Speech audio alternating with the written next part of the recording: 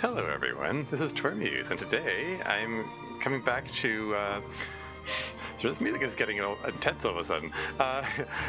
Coming back to The Long Dark, episode 5 of Story Mode, Wintermute. I'm just gonna... Thanks, Stream Elements. Let's just load, rather than... Just load Wolf's Bite. Last episode we had a huge exposition dump, which still managed to not really say a whole lot.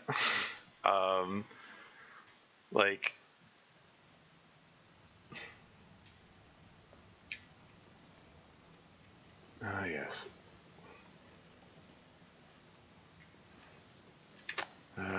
Exhaustion point. Maybe I can, this thing is not going to let me sleep, so maybe I might as well use one of these things.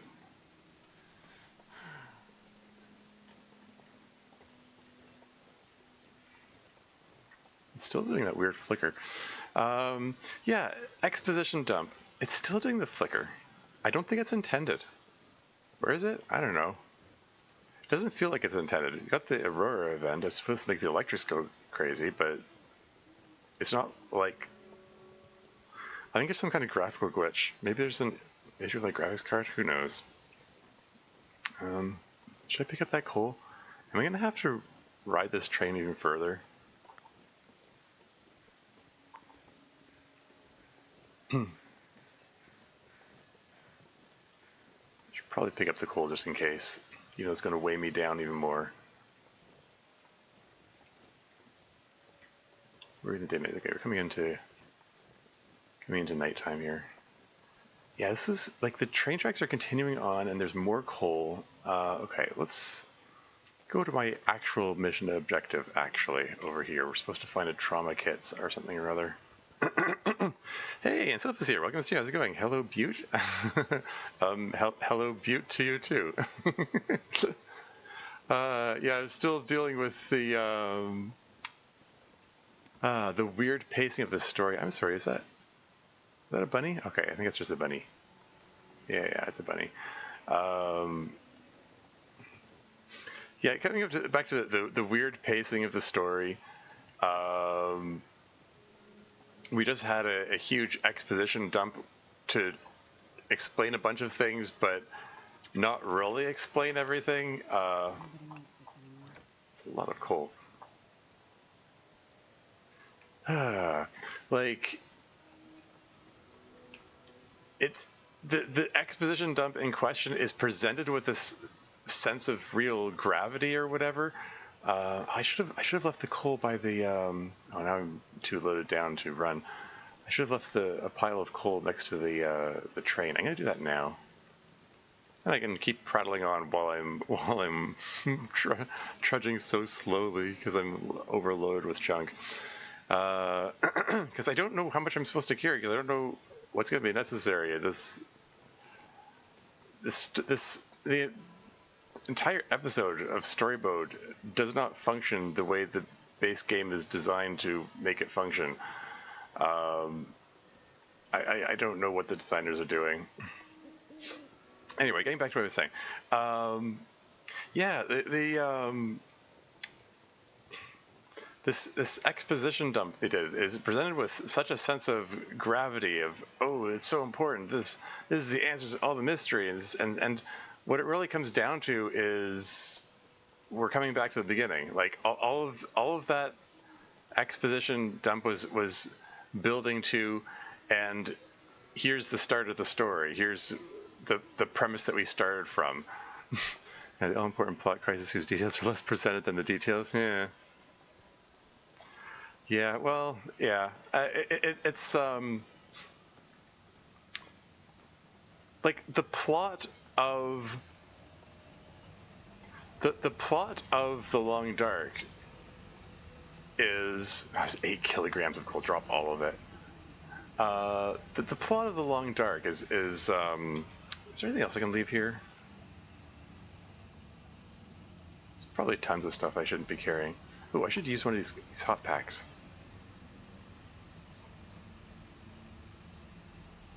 I'm carrying so much junk.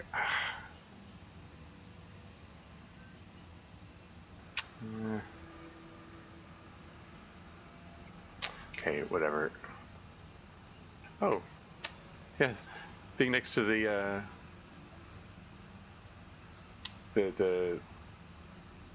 furnace for the train is boosting my temperature, which makes sense. Anyway. Okay, now I can run, because I'm not quite so overloaded.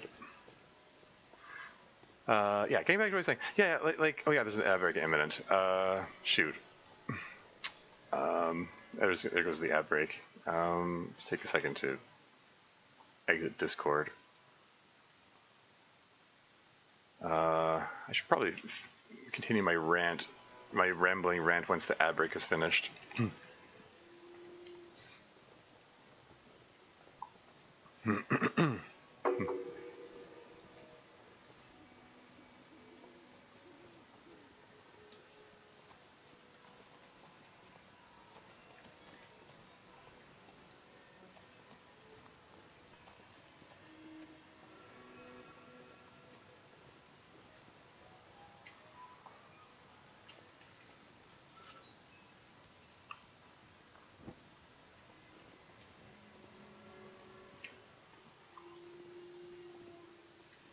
Oh. Flashlight? Why not? I think I can use this. Tinder plug? I'm not going to bother. I've got enough of those.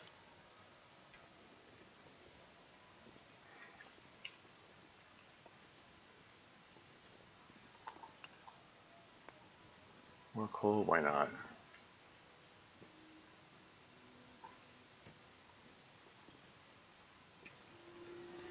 Ad break continues the next minute and 34. I'm just going to let that play. I'm not really expecting anything big to happen here. At least not, like story beat wise. Maybe I'll find the trauma kit, whatever.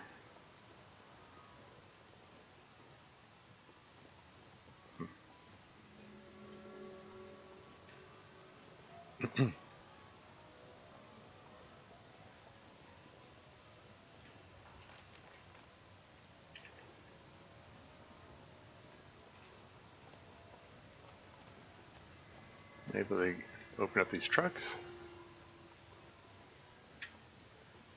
Last resort. It's the fish truck.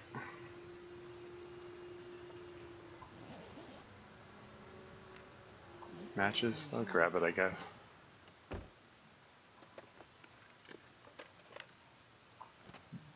Does the radio work? No music? I am disappointed. I'm looking in the cars, even though there's not really expecting to find anything of interest or note. Water, I guess. Grab the cloth. Not going to bother with the flare. And the epic's finished. Welcome back. Anyway, I can resume my rambling rant that I was going on. Yeah, the big exposition dump. No, you won't. The big exposition dump was basically existed to bring us back to the premise that we started with. Like, you jump into like survival mode of the Long Dark, and you're left with this, like, the basic premise of the story, that there's you're in the post-apocalyptic permanent winter in the Canadian North, with no electronics working. You have to rely on whatever you can craft or whatever. I'll grab the cloth, I guess. And then this massive exposition dump that we get at the end of episode 5, that's been nearly a decade in coming, is, oh, by the way, we're entering a dark age where there's a permanent post-apocalyptic winter in the Canadian North, and electronics don't work, and it's like, great. You took 10 years to get us back to zero, to the very premise that we started with, you know? And like it's delivered with such a sense of gravity. Like she refers to this new dark age as the long dark. You know, it's she expresses it as its own isolated sentence to to highlight the importance of the. I don't know, like the dev team or the writers thought that the audience is supposed to go, oh, this is so deep or something. I don't know. It's just like it didn't really answer anything about the mystery of you know, like what's happening to all these people, that they're getting sick and then wandering off and jumping in the water or whatever, or like what's the nature of the mysterious illness, like what's in the case that Astrid thought was so important to get up here. I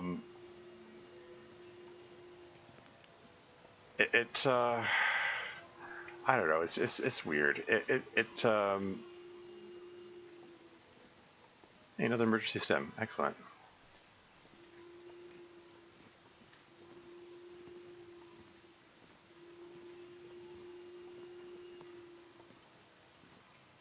Yeah, or like anything about the. We still haven't learned anything about the history between Will and Astrid too, for that matter. Like it just feels like. Not gonna bother with that. Like, like any reveals that were ever coming would necessarily have to be relegated to hey, ketchup chips, ketchup chips. Like it necessarily have to be relegated to some kind of exposition dump. And the one that we got, I don't know. It's feeling lacking to me.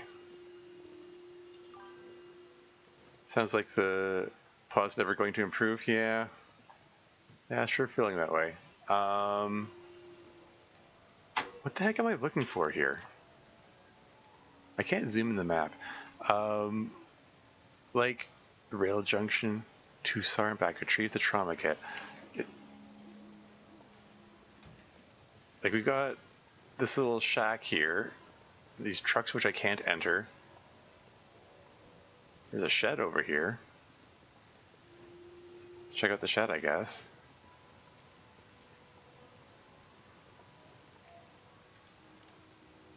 So okay, that's me. That little arrow is me. It's pointing to the left, it looks like. So I'm currently walking away from what my destination is, which seems not ideal. I'm carrying too. I mean, I'm perpetually carrying too much stuff, but I picked up more stuff that I shouldn't be carrying. I shouldn't be picking up.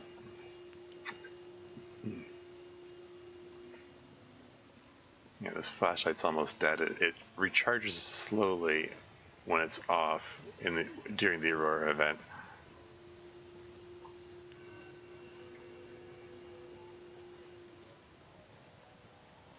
But yeah, okay. So this building is marked in yellow. That suggests that this is where I'm supposed to go. If I turn around here, so okay. So is this white building here? Is that this thing here? Lots of flares. You really wanted to make sure you had light sources. You know, in addition to the flashlight and all.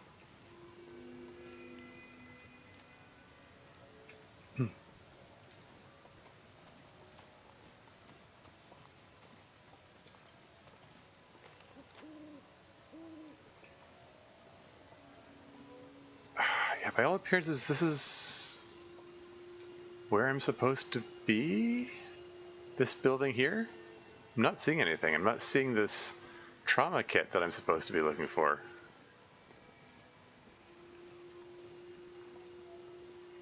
Another pry bar if I want it.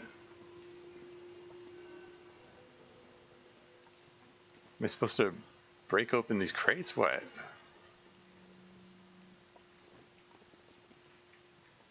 Pardon me, sir.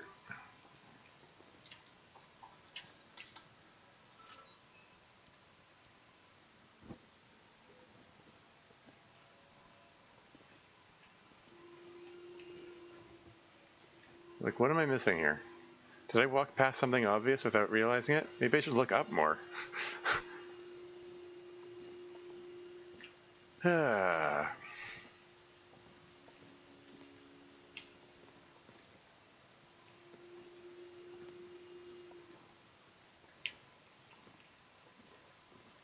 Like, I'm supposedly here for a medical trauma kit that's supposed to help the guy, the injured guy back where we came from. And,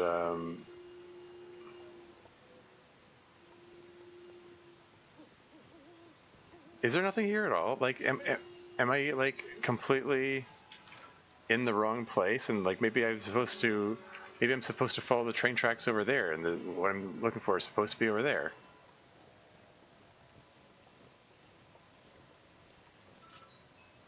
Like, going by the map, this is where I'm supposed to be. Like, it's what's marked on the map.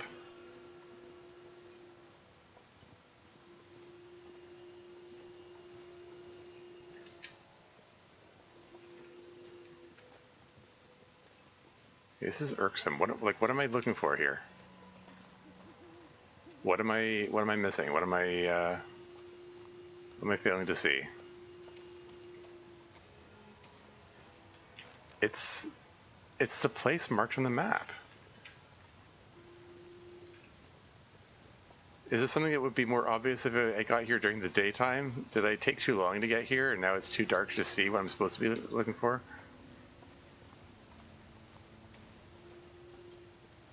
It's a conspicuous broken bit of fence here. This is the way to the SAR station. Looks like this is the way to the SAR station, she says. They just threw this dialogue line in to let you know, oh, actually you're in the completely wrong place. Why is this location marked? Why is this marked in yellow? It says to SAR and back, retrieve the trauma kit. This is where I just was. Like, I hear those dialogue lines. Okay, SAR station, there's an arrow pointing this way. Okay, apparently that's the way I'm supposed to go. And like,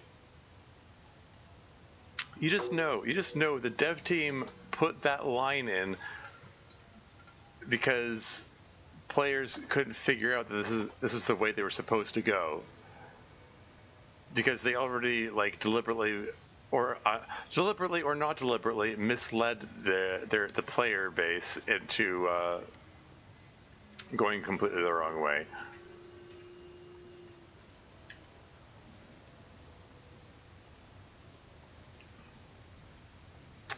Man, did I mention I'm not fond of the execution of this game? This story mode version of the game. Yeah, let's drink some coffee.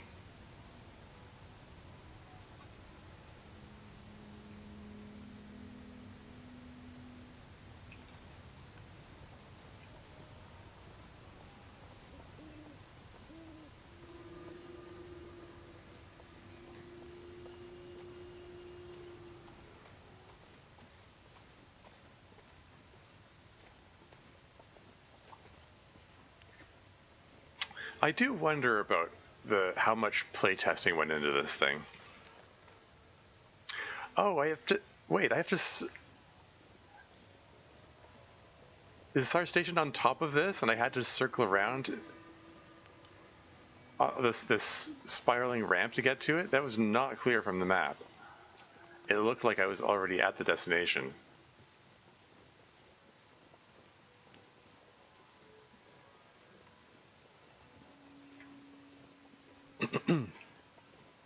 And now I'm taking cold damage because my temperature just hit 0, but I'm sure it's fine.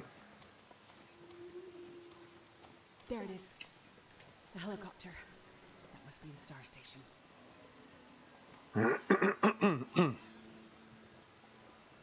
Can I go inside here and warm up? Oh, the door is non-functional. It's a painted-on door. So many of those in this. Flare gun.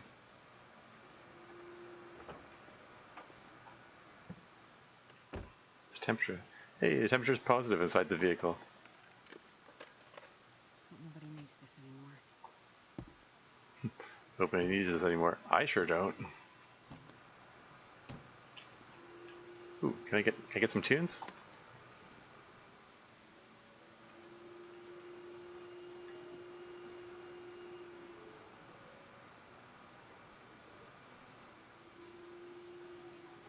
Another flashlight? I'll take it. Save the lantern fuel. Here, since I can warm up inside the vehicle, why don't you take a moment? Yeah, speaking of warming up, let's patch up the toque. Once it's patched up, it'll warm me up faster. Here we go. Feedback loop. 2 degrees instead of 1 degree. Anything else need patching up? Mitts? Let's patch up the mitts.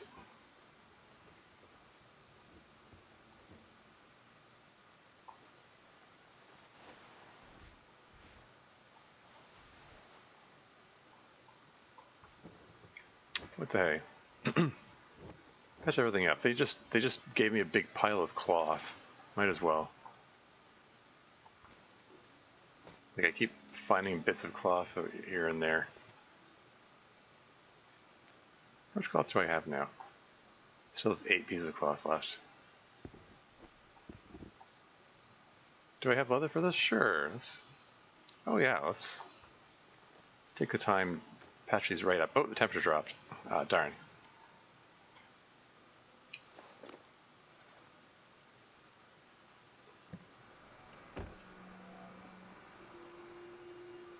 Darn.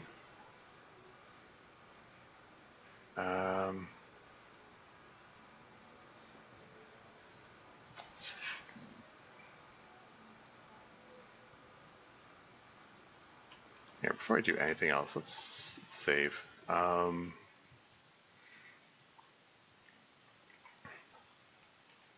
Looking for trauma. Looking for that trauma kit.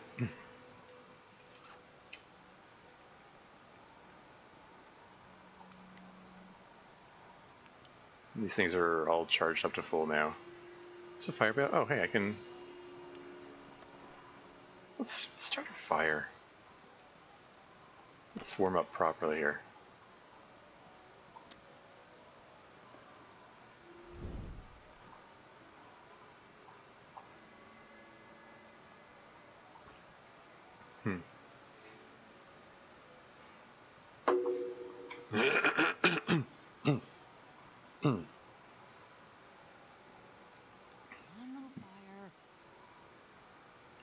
And since this game is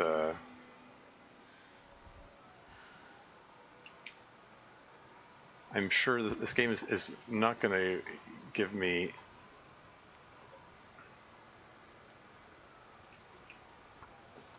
get some water going and also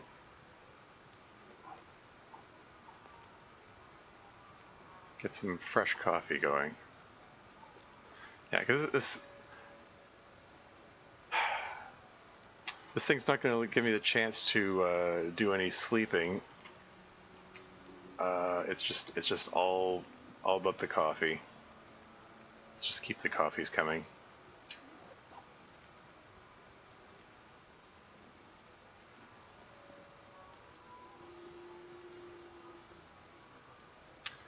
It's just take it or leave it. I can't. I can't pass time. I can't pass time to make the coffee get ready faster. I just have to sit here and wait for it, which is dumb. I realize the intent of the dev team here, that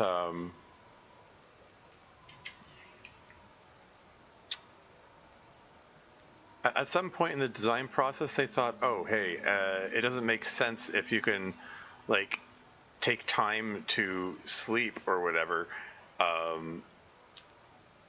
in a time when there's supposed to be this sense of urgency, like you got this limited time to to seek out the trauma kit before the person like potentially dies or whatever. So let's just disable the ability to pass time, and let's just disable the ability to sleep. But that just makes everything take more IRL time, because I have to stand here and wait for this instead of a basic game function, which is push button to pass time until it's ready. So it works against, like, it works against basic gameplay features that are built into this for a reason, to make the gameplay less tedious. And it's just I don't know. They had ideas about how this is supposed to operate, I guess, and the execution of the story mode it kind of just generally works against the way survival mode was designed.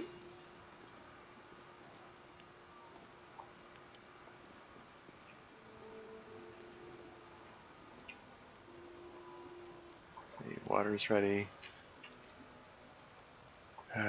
Wait till...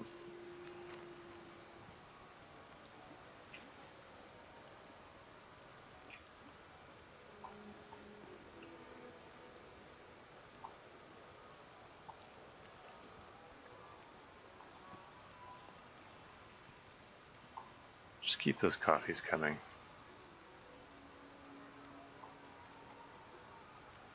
Don't really piece of coal on that.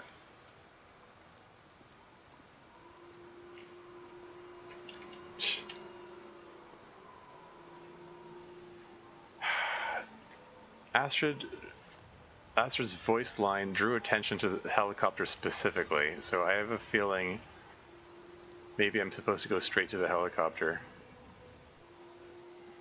I'm slightly concerned that if I find the thing that I'm looking for, it's gonna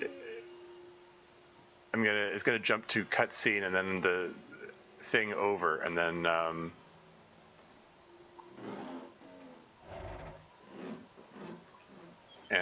gonna lose the coffee that I had there. I'm not gonna bother picking that up, I think.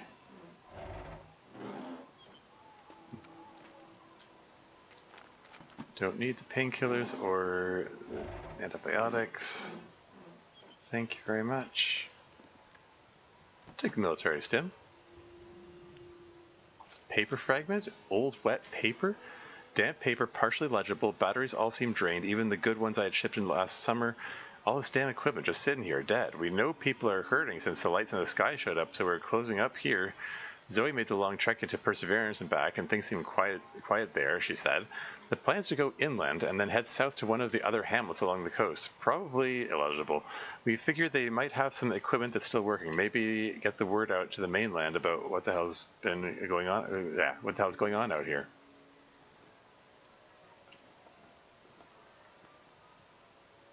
Flare shell. Yeah, so more, more world building stuff, which is a bit late at this point, because that's cooked, get some more going.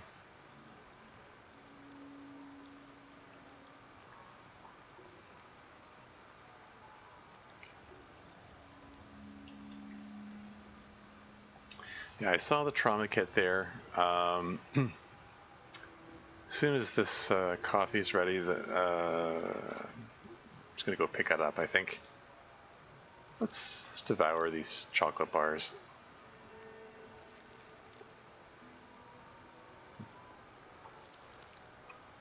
Get some calories in me. And the I'll eat one of the ketchup chips. Well, one of the bags of ketchup chips. And the granola bar.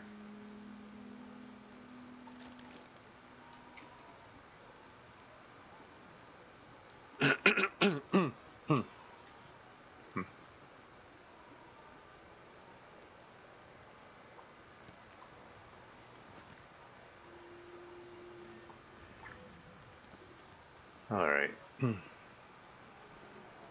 Let's go grab this trauma kit. Wonder how heavy it's going to be.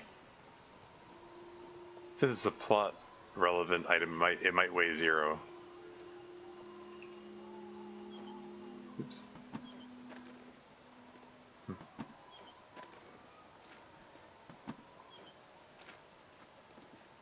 Yeah, the lockers are probably worth searching. I did. I'm not even going to bother with that. I did find one of those military stim packs a second ago. Take the water. I'll take the soda.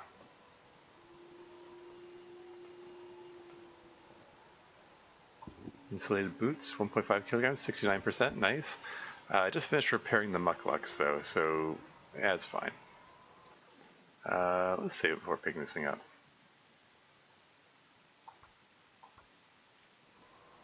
Yoink. A fully stocked emergency kit designed to control bleeding and treat severe injuries in the hands of a doctor or first responder, equipping the difference between life or death. 0.75 kilos. Okay. Found it! The trauma kit. Could be enough to give Donna a fighting chance. I better do it quickly. It's starting to get dark. Starting to get dark? You started a while ago.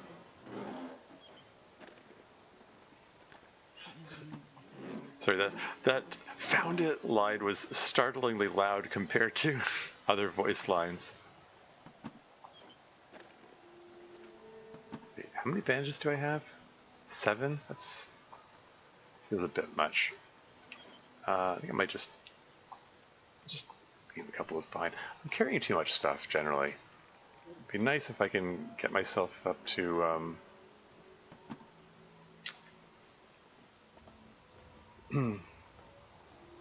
I get the well-fed bonus, but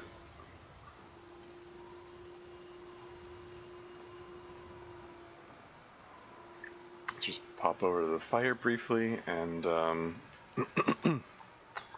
now it's telling me, okay, sorry, I'm back. Yeah, so I actually just have to go right back to where I was before.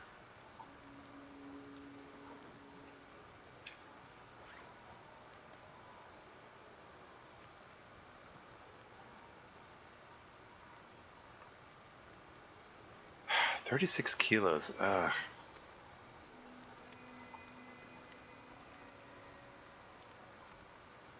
Don't actually need either of the flashlights. I'll carry one of them with me, just for the duration of. Oops, that's not what I meant to do.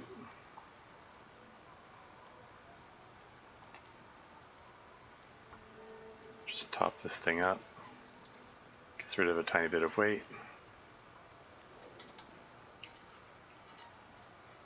And let's make sure, let's make sure all the coffees are hot. Maybe I shouldn't have dropped them all at once in a heap like that.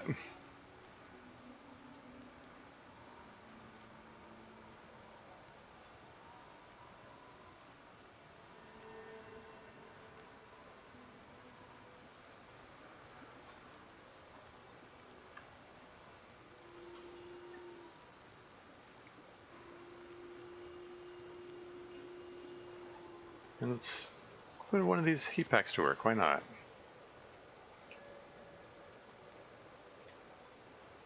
Drink some hot coffee. And then pick up all the rest of them. That's all of them, right? Okay.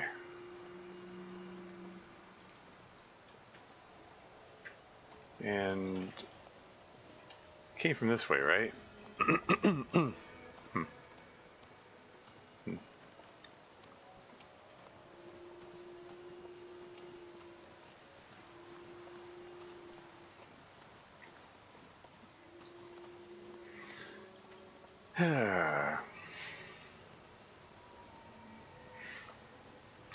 Yeah, so I commented. I've been complaining about the execution of story mode for this game since day one. Like since my very first time picking up this game, uh, it just has so many problems. They're and I said before, it's frustrating because there's like clearly a lot of effort on display. You know, so much work went into this. Like the artwork, the programming work, the voice acting. There's a lot of effort on display. But yeah, it's like the the execution of story mode. It doesn't gel well with the original design of the survival mode in a lot of ways. Like I've said that story mode sort of acts as an anti-tutorial, teaching you how things don't work and telling you it's how they do work, which made for a very confusing first experience playing this game because I jumped right into story mode, not realizing what a bad tutorial it was making of itself. Facing the other way so I can get out of here. Oh, is that what we have to do? It can go backwards, though. I could just go back and... Okay, whatever. So... how does this work? Where... Which track am I supposed to move this thing onto? I'm just looking ahead here, following the tracks. Like it turns left over here. Is there one of those like rotating thingies that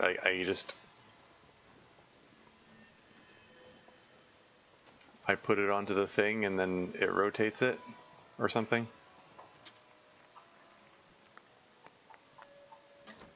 More coal.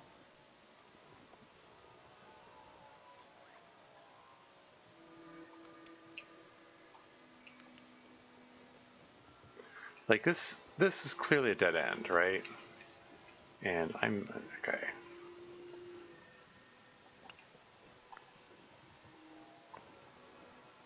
A lot more coal. No shortage of coal whatsoever. That's by design, because you need lots of coal to get the steam engine working. Okay, so this is just a derailment here. And again, there's like so much detail going on here, but the game just keeps pestering you to don't look at the detail. Don't admire all the work we put into this. Go do other thing. Like the whole setup is designed to push you into get on our railroad tracks and go do the mission objective we told you to do.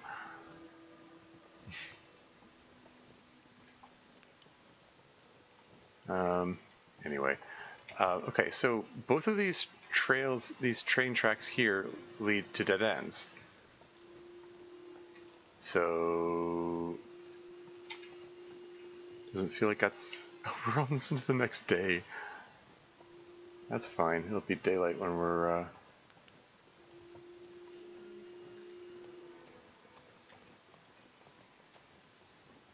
Okay, so the other track goes this way. Is this where I'm supposed to go? Am I supposed to make like a 3-point turn kind of deal here? Because this comes to a dead end, but the track goes the other way and then unites with that. It looks okay. It looks like I can make a 3-point turn with this then. Okay. I guess that's the intended plan here.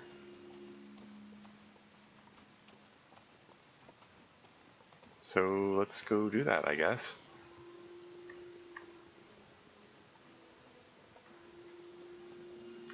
Yeah, the Aurora event is ending, so this flashlight's about to die. I'll leave it on till the end, I guess.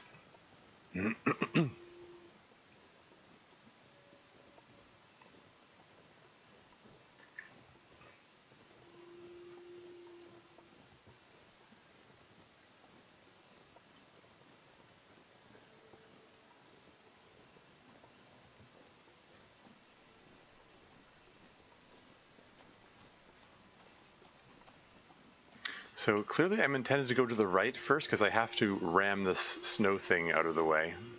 This snow pile.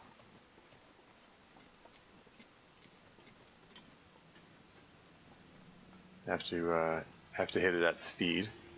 Is that a piece of coal on the ground there?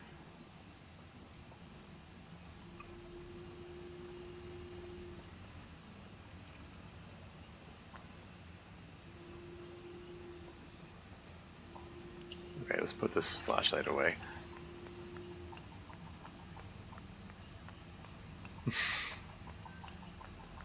$22, $22, $23, $24, $25, $26, $27.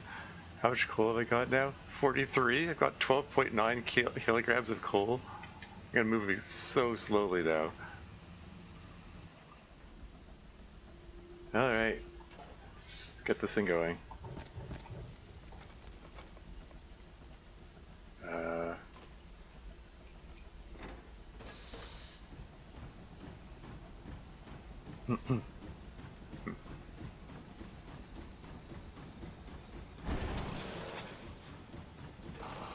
Ah, crap. Stop. Oh wait, no, this is... Yeah, this is the right way.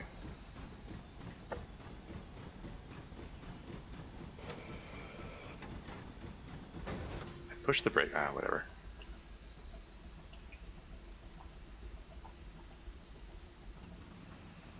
Okay, and now... Oh, great. Darn it, okay.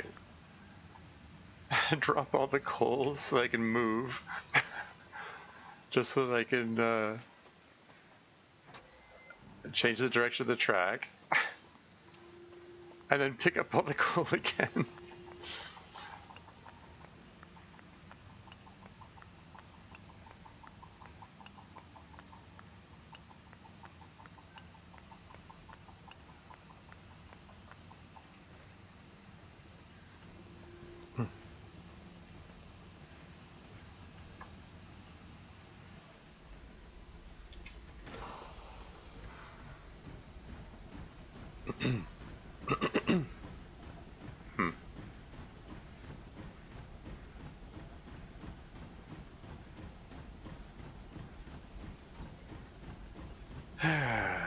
Yeah, it looks like these are designed...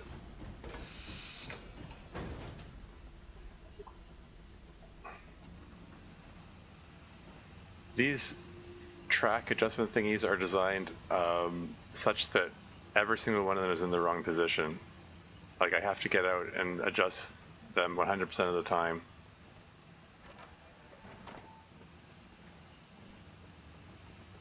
Yeah, let's lose the flashlight. There's one kilogram I don't have to be carrying around. More coal to get the pressure up. Yeah, let's see. We can use save. Why not?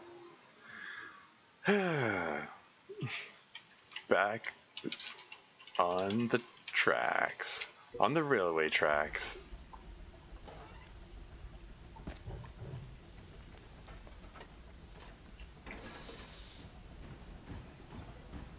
So this should... is it going to let me just ride back on this, or do I have to adjust this signal thing again? Nope. I can just go right on, even though it's supposedly facing the other way.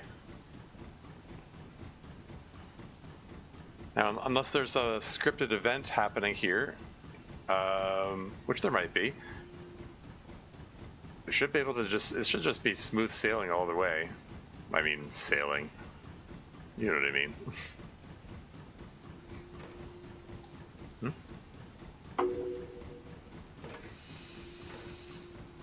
Oh, this one doesn't like being in number 2 position for too long, I guess.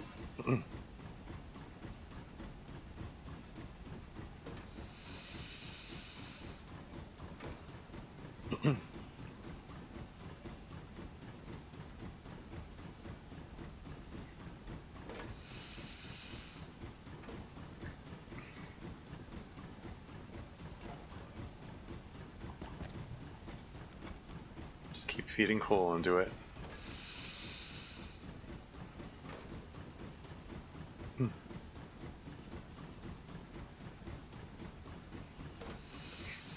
And we're just back to going from A to B, which is, you know, a lot of this game, to be fair, but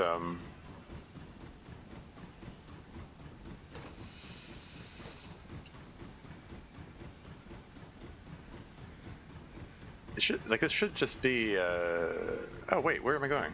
What is this? I'm sorry, this is not the track I was expecting it to go on. Is this thing trying to take a different route? What the heck? Okay, back up.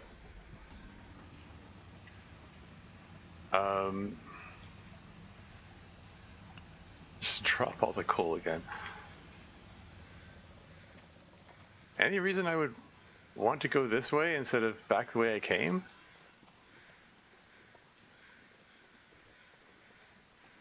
I mean, the path that I came from is just a straight shot all the way there. I mean, it could be interesting to take a different path just for the sake of, you know, like exploration or whatever.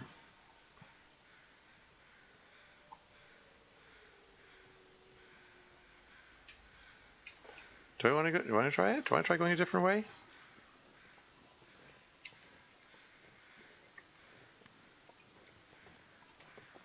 Let's have some more coffee.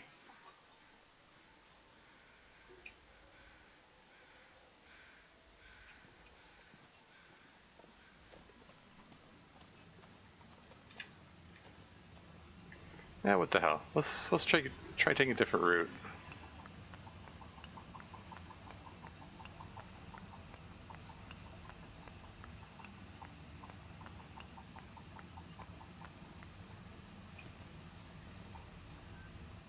Looks like I need more coal to get the fire.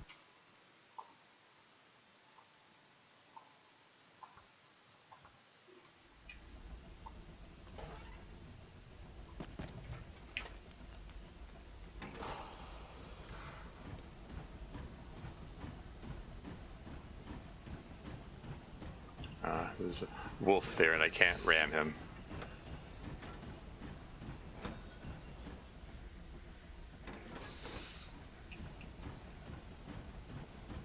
Let's get a full head of steam here and ram our way through this fence here. Aw, no opportunity to run over the wolf, alas.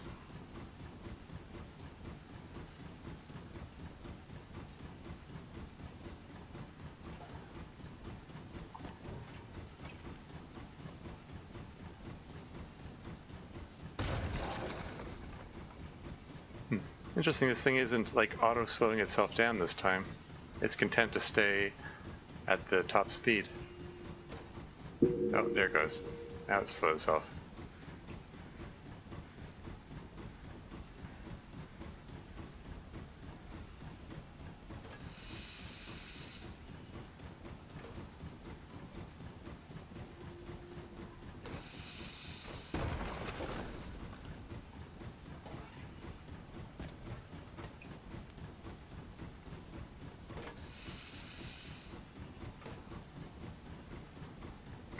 So is this gonna be...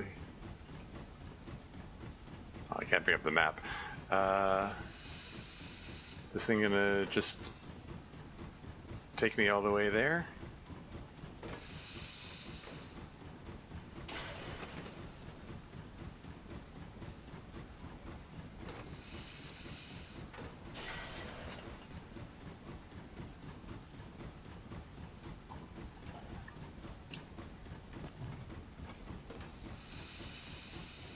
Piece of coal, and we've got another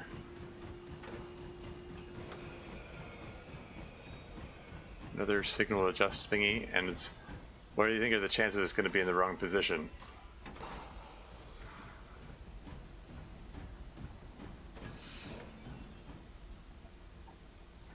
How much, what are the chances it's in the wrong position? How much do they exceed 100%?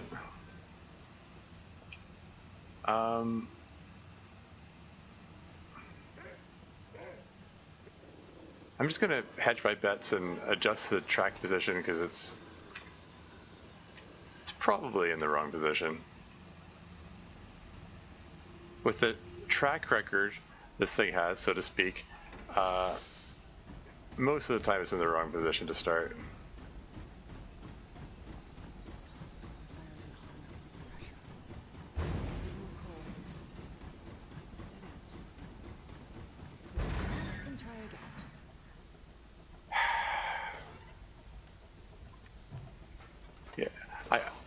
I think I was still right. It was on the wrong track, and it was followed by immediately by a second choice, which also was on the wrong track.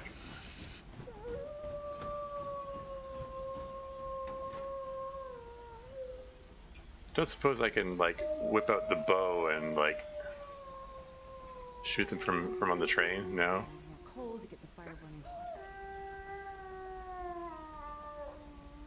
So there's the signal there. As soon as I hit the leave vehicle button, I'm going to be like right in the wolf's mouth, basically. I can't. Like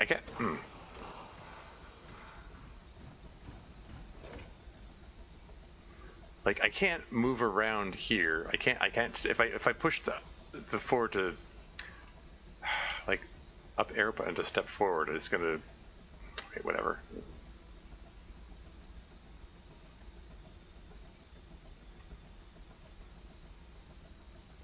Okay, here's what I do.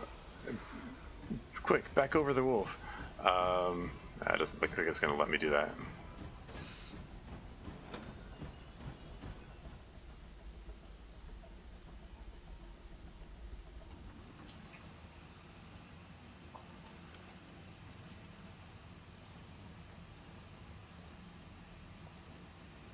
Lots of wolves around here.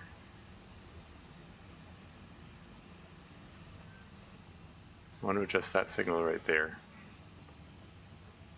Can I hit him from here?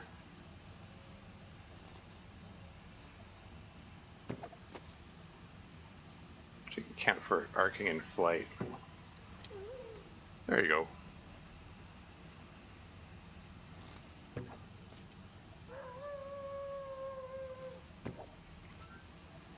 Oh no, he's stealing my arrow. Look at him running away with my arrow. Friggin' arrow thieves.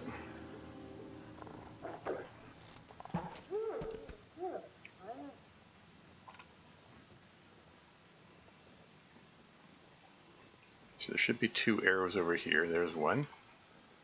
And the other one is lodged in his head. Well, or maybe it fell on the ground, but whatever. And then there's one here. And the other arrow ran away with the wolf.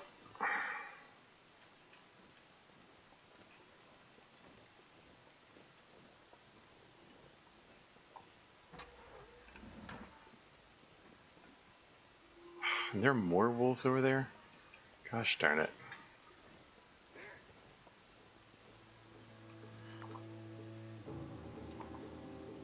I'm so overloaded that if I get into a wolf struggle, he's going to do a lot of damage to me.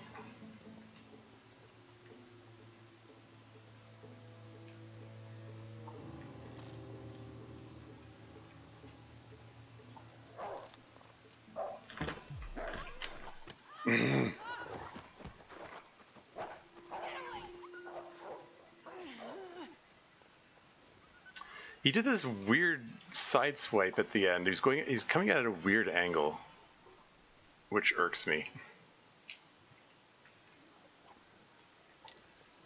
I didn't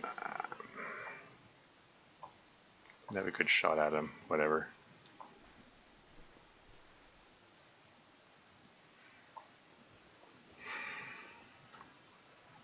And maybe I should have picked up that antiseptic.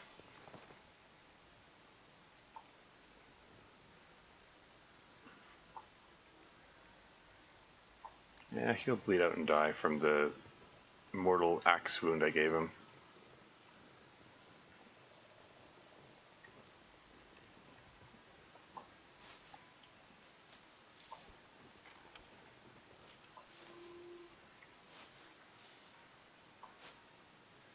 Why is he running around up there?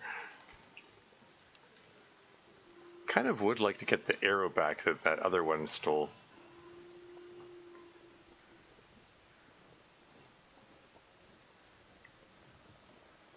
Picking up the old man's beard lichen is I could do with more antiseptic.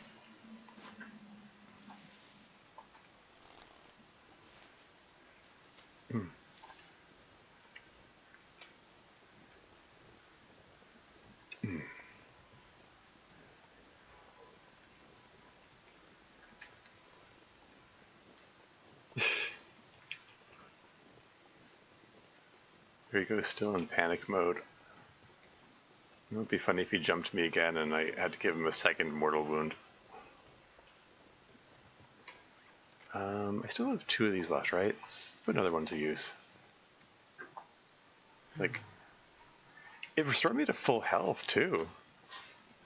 Oh wow, those things are nice. Yeah, I didn't realize those brought you to full health as well as giving you 3/4 of your energy meter or your alertness meter back. Huh, nifty.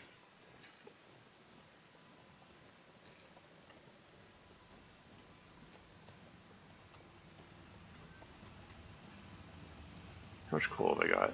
26 pieces.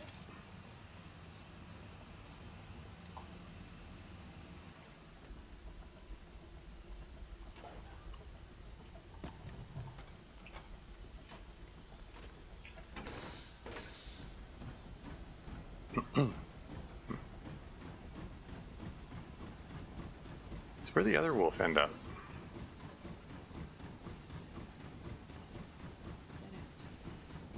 Switch the tracks and try. Are you serious?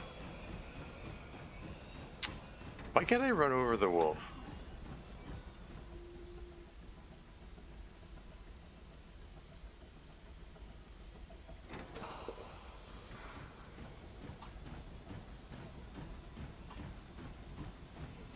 Feels like I should be able to run them over.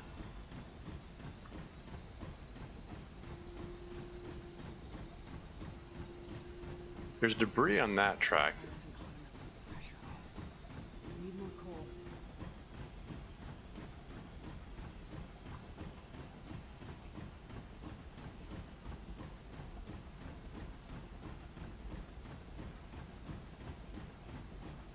Okay, so what if I set this one?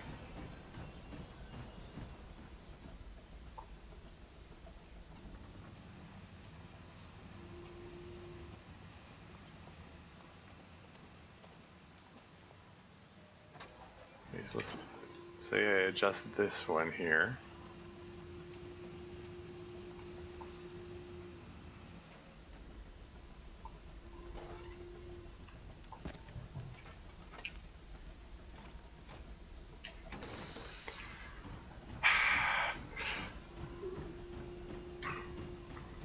It might not be obvious. Switches.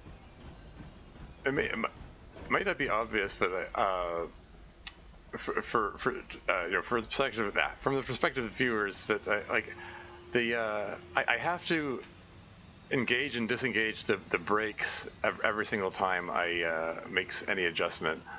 It's a bit of a nuisance. Do I want to go on that? I mean, I think I want to go in the left one. It looks like that actually goes places, but I don't know. It's not 100% clear. More coal to get the pressure up.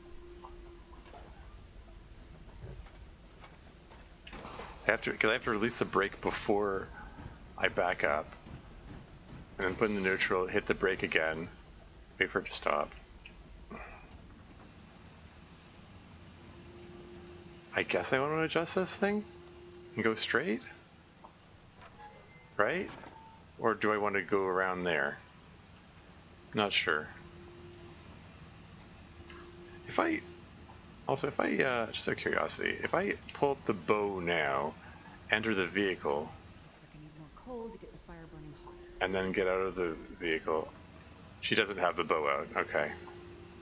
So I can't prepare the bow ahead of time. It doesn't let me pull the bow out while I'm on the train. Release brake, move forward. Also, there's an ad. Speaking of brakes, there's an ad break coming up in 3 minutes and 49 seconds. FYI. Where is that wolf?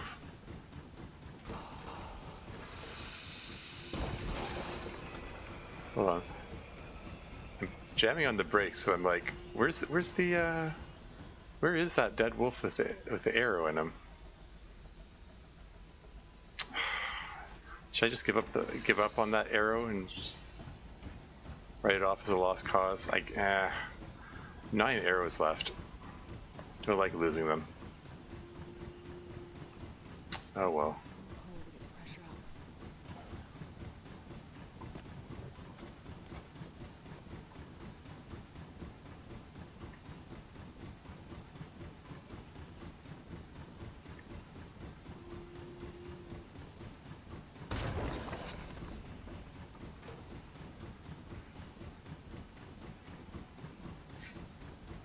Yeah, break in 2 minutes and 46 seconds.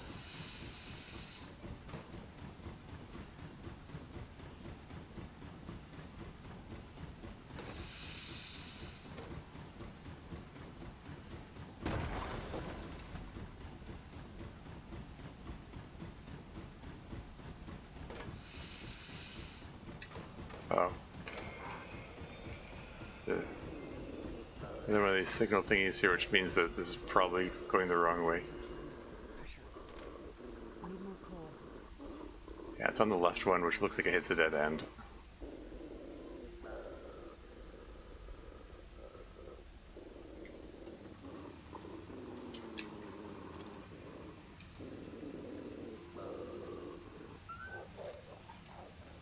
I had a feeling that was going to have to be the case.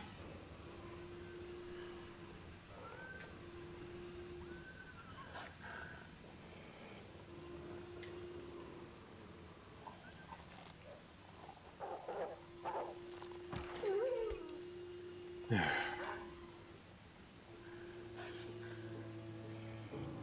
haven't saved in a while. One of these is going to go horribly wrong. I'm doing okay with the bow lately. All things considered. I'm gonna save.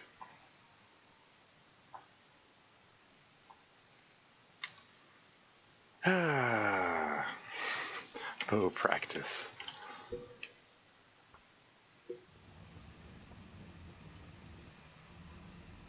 That guy's still running around. Don't know what his deal is. 17 pieces of coal left.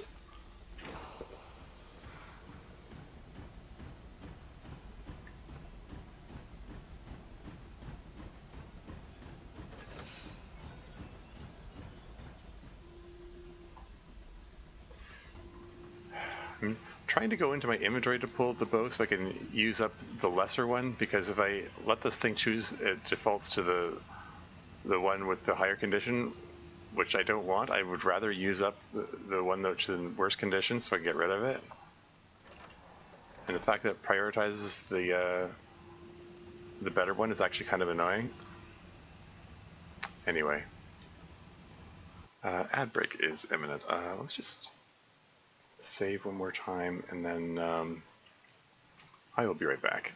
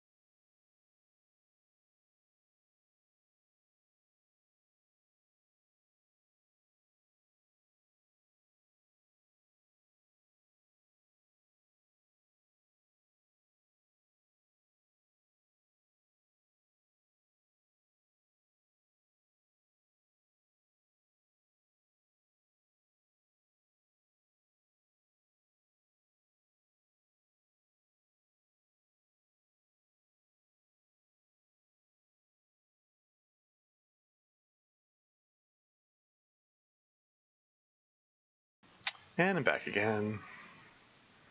Sorry about the wait. Let's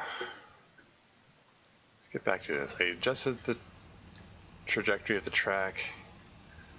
I guess nothing for it. Just hop back in and get back to it. Pressure up. Yeah. Down to 14 coal.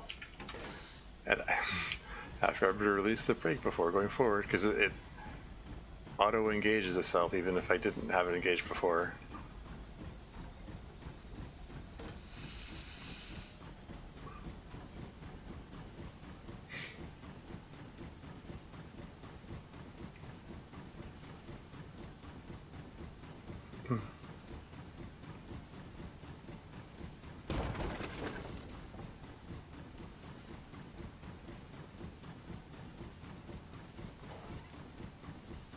Throw one more piece in there. We're down to 13 pieces of coal. Lucky 13.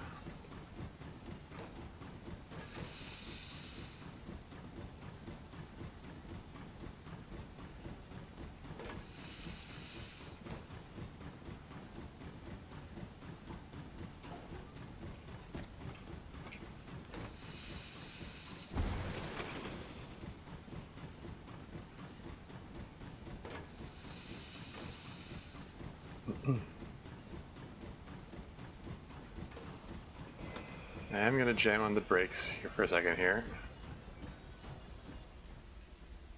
Because I don't want to run out of coal. And I noticed there's some pieces of coal on the ground over here. So let's just pick these up.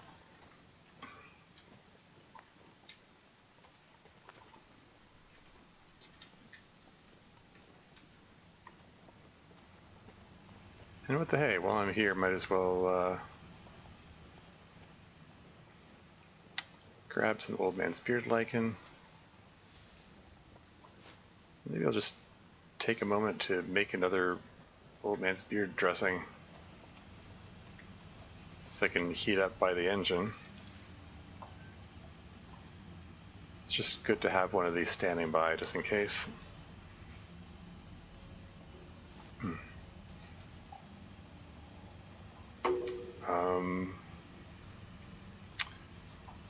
And what was the other thing I want? Oh yeah, I wanted to check state of clothing because I did get into a wolf struggle. And actually everything came out of it pretty okay. Cool. Let's save it. Bow practice. So we were almost there.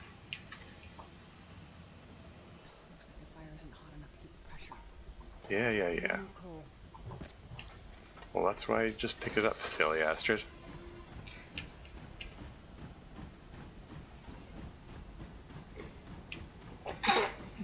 Excuse me. This might be the last barrier I need to push through. Well, that whole train ride was unexpected. Looks like simple machines like this still work. Looks like simple machines like this still work.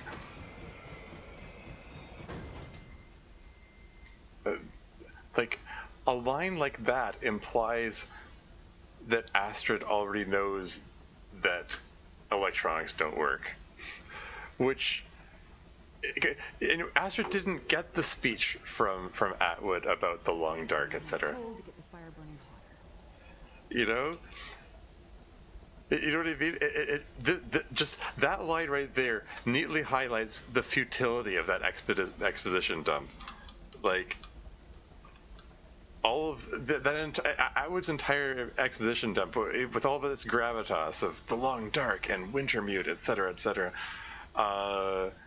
It really is. It just gets you back to zero. It just tells you everything you already know, that we're in the middle of a post-apocalyptic yada yada yada, etc. Like, Astrid already knew that electronics are working, but like, so to the point that she felt the need to comment on the fact, well, I guess at least simple machines still work. You know what I mean?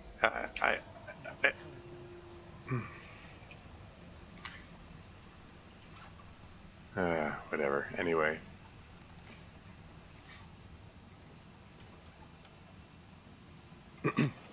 13 pieces of coal, whatever. I see a deer. Oh, there he is. When she said, "Where did Heller go?" I was thinking, am I gonna have to track him down? Is he like? Looks like he's still by his fire. All this stuff here. Do I need any of this? Probably not. Got the lantern fuel. Let's put the bow away. Hey, you made it. What the hell took you so long? I mean, there were complications, of course. Yeah, tell that to Mathis. You find what you need? Yes, I think so. We better get back to the clinic. Yeah. Sure hope Donner's still alive. For your sake. You and me both.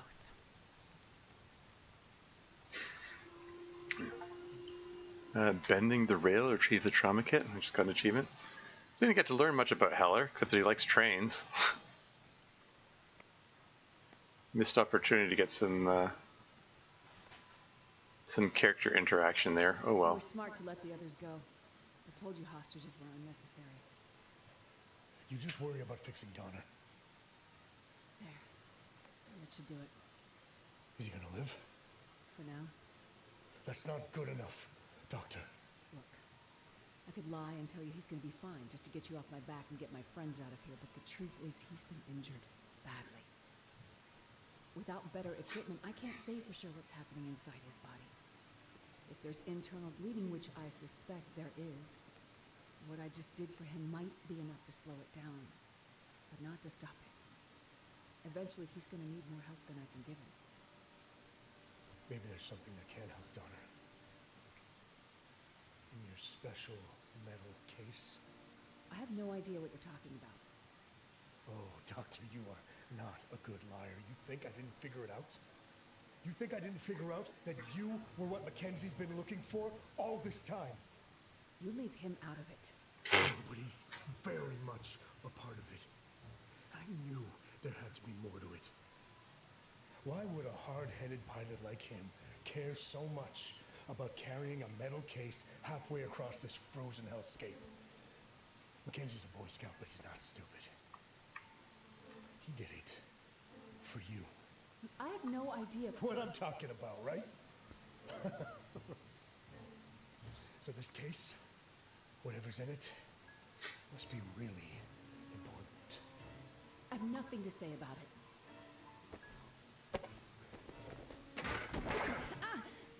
You think I'm playing around, Doctor? Please, I've done everything you asked. Just let my friends go. What is in the case, Doctor? Nothing. This is so dumb. Sorry, I'm getting tired of asking. It's nothing that can help Donner. it's dumb that they're still dragging it out. Then tell me what I want to know, or I go back to that bar and I start hurting people, starting with your friends. It's a cure. Or it might be. A cure for what? A cure for what I think is coming. The hell does that mean? I'm not 100% sure. But I think this Aurora, it's changing things.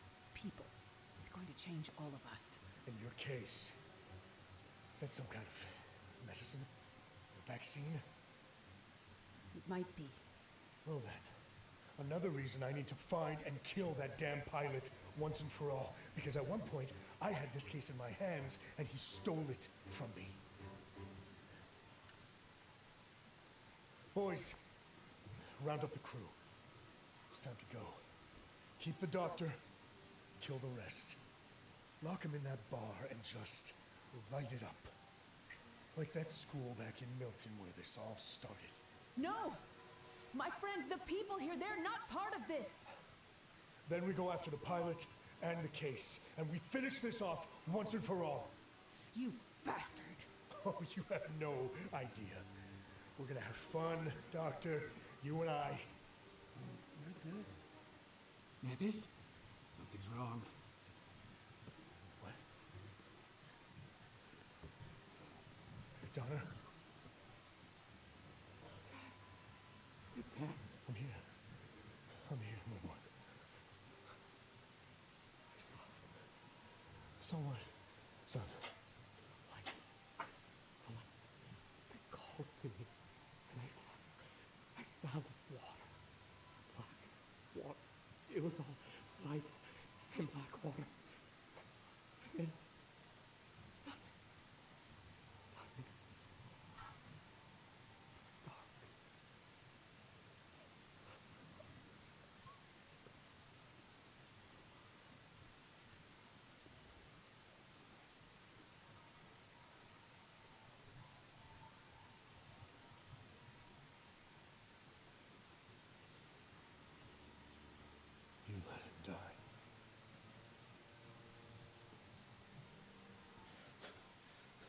You let him die. You let him die. You let him die!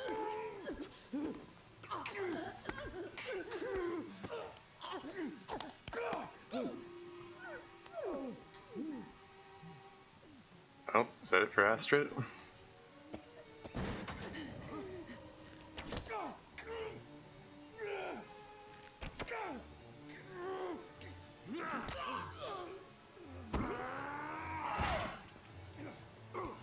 Time to go. Hey, Jerry!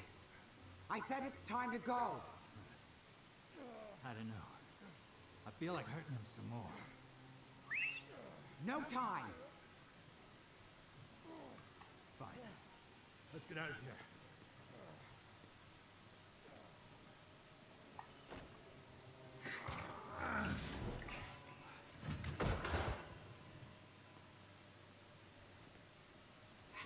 I can't leave them behind. My friend and her child, they need my help. And the rest of the people aren't safe either. Take her. I'll round up everyone I can. Hurry. You know, you have to take me where? There's someone you need to see. Oh. Is it Mackenzie? Is he still alive?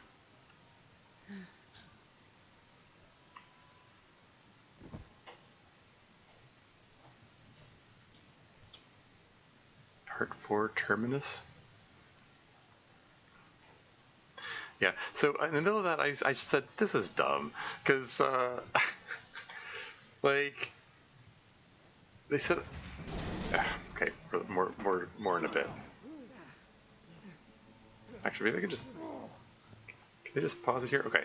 No, like... Right from the first scene of the first episode of this thing, where, you know, Astrid introduces the case, she puts it on Will's desk, Will looks at it and says, what's in the case? And then there's, you know, there's that thing about no questions, yada, yada, yada. Like, they keep trying to play up this mystery of, ooh, what's in the case? Oh, it's so mysterious. And, like, even when Astrid is, like, being faced with death, threatened by Mathis, and faced with the deaths of all her friends and everyone, she's still being secretive of it. Like, when there are no possible reasons left for her to hide that information, like, what?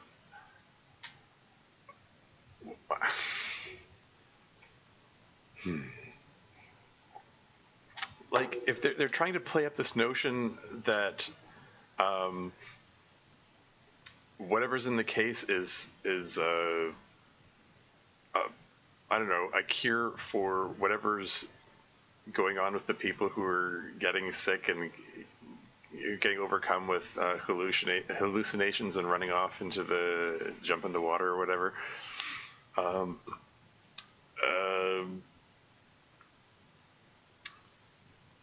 Like, okay, like we don't know the circumstances behind whatever it is that Astrid stole. Like, I'm presuming that she stole it, and that's why she was being secretive of it. And I don't know, maybe she thought that if she told Will what was in the case, that, like, I don't know, that he's gonna rat her out to the authorities or something. And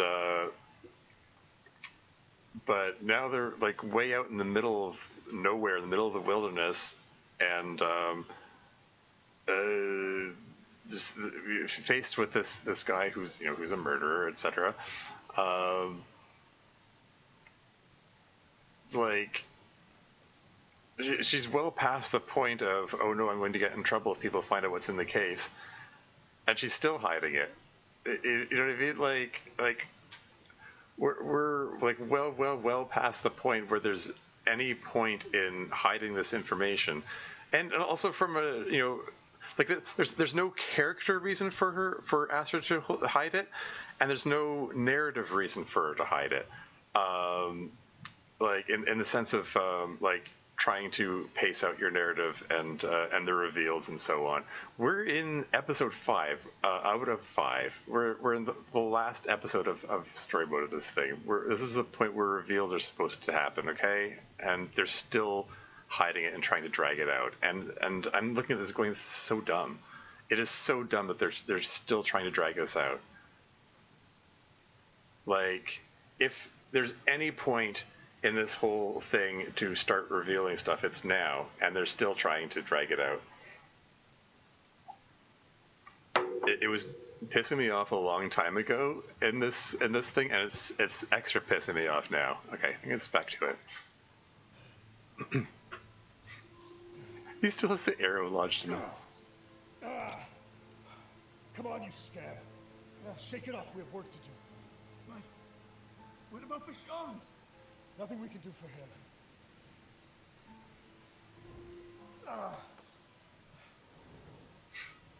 Take these flares, round up the others, find the doctor, and burn it onto the ground.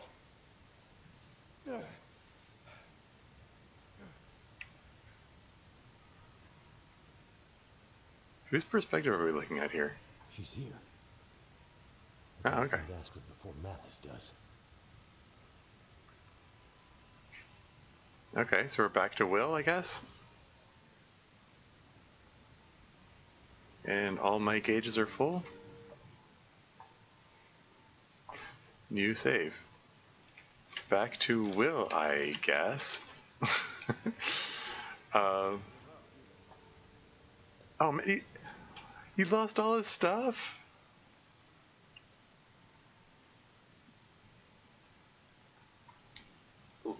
Everything. There's no inventory. Except the clothing on his back and 6 matches. Like, what about that fancy shotgun that we had at the last time we saw him? Like, where did he lose everything? How did he lose everything? We just came from the Suzuki telescope. That's where we left off. He got the data for Atwood, and then he was heading out with all his full gear. Incidentally, I've neglected to mention in my last stream session, but I'm presuming that the Suzuki telescope is named for David Suzuki, the environmentalist. I get the feeling that Hinterland does appreciate environmental stuff. Anyway, yeah, 6 matches, tin can. Just the clothing on his back. Not even a second hat or... Okay. Oh, they really did set everything on fire.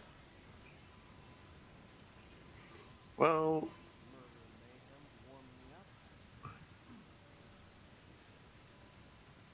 Can we just, like, drop on his head here? I see you. Caught by convict. Oh, okay. I'm sorry. Hey, episode completion 90% now. Even as recent as this one here from 5 minutes ago, it says 60% completion. Now it jumps up to 90% completion. Okay.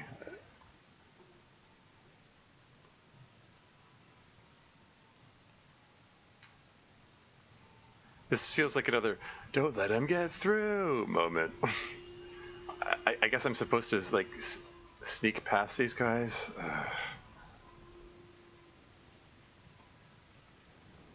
Ooh, can I go up to the?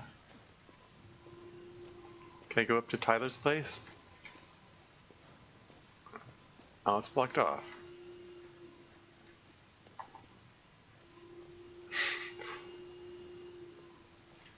What does my objective say? Reach Jane's house. Okay. Infiltrate the town, sneak by, or take down the marauding convicts? The marauding convicts.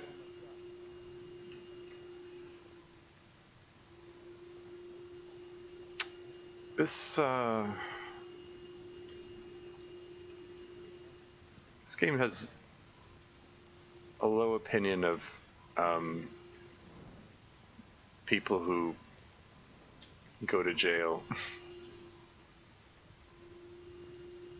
It's like they're all horrible murderers in this game's eyes. Okay, where am I going? What am I doing here?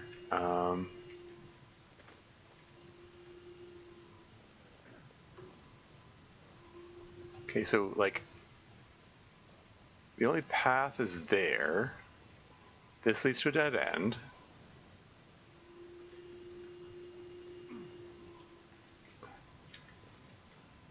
He's just gonna, I guess that guy's just gonna stand there with his torch in hand and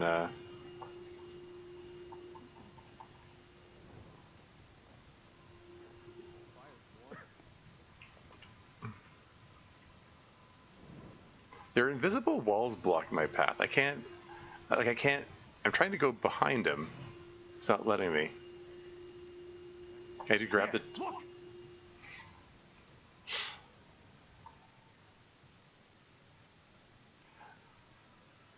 There, like, it's probably not obvious from watching the video, but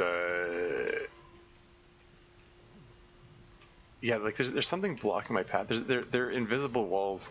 There are insurmountable waist-high fences everywhere. And hey, look at this! It's an actual, literal, insurmountable waist-high fence.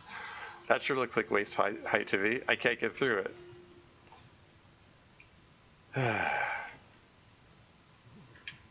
What?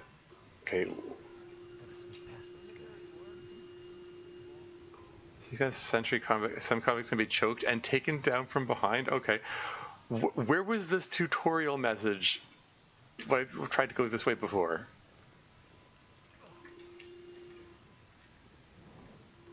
Okay, so this is the forced stealth section of the long dark, I guess. Missing.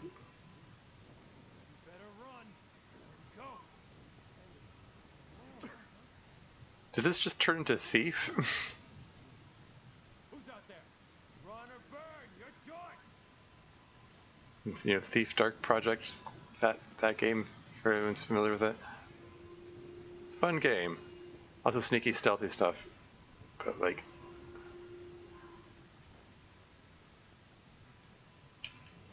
I'm stuck.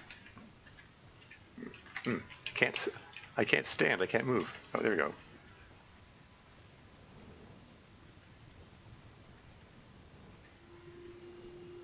Yeah, Thief was a fun game back in the day.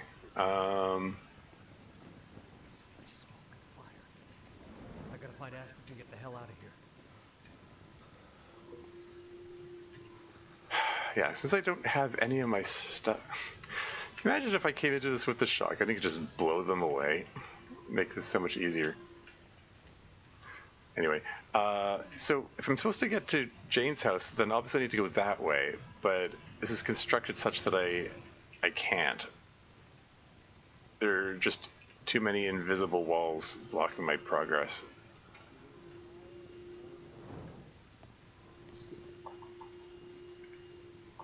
This is okay. So they're painted on door. Okay, it's just I just have to find the railway tracks. It's just find whatever path the dev team intended me for me to walk on.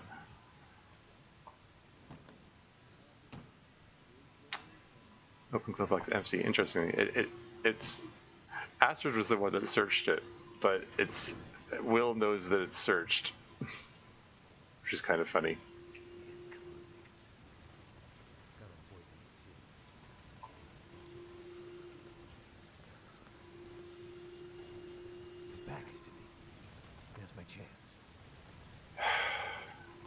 take down, choke, just rapid fire clicking. Okay.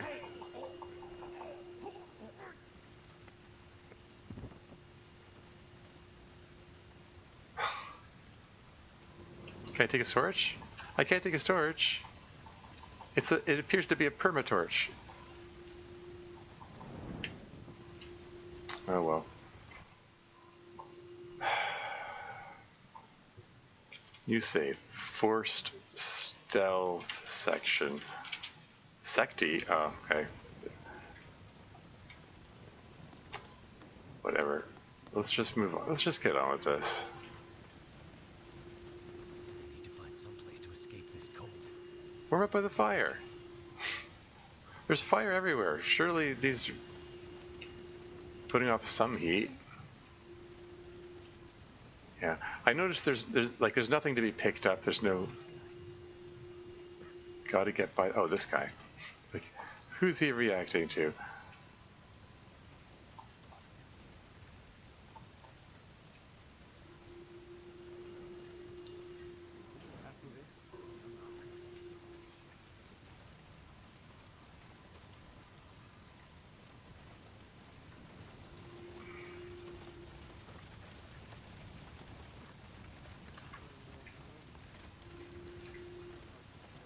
At least it seems I can't get burned on the fire. I suppose I can just run past him. Okay, apparently I can't just run past him. Die if I don't warm up soon.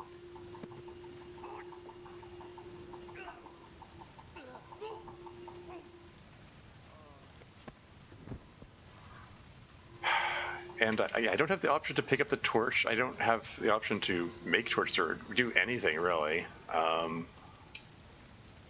Like I've got matches, but there's no firewood. There's nothing.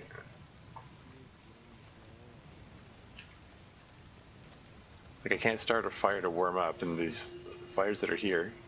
Hey, look, I can stand right in it. Ah.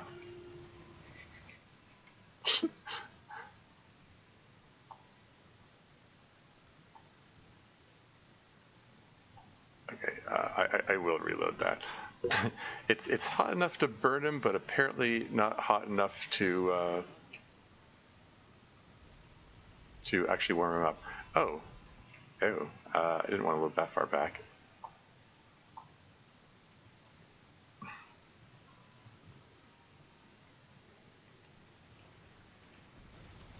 Yeah, where am I? What was that grunt there? Oh, it came from this guy. My fingers feel numb.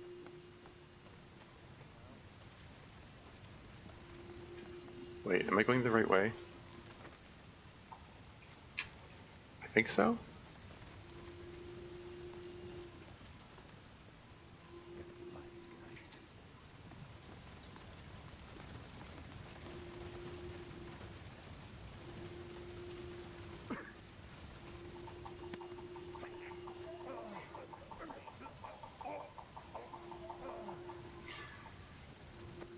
This game took a weird turn.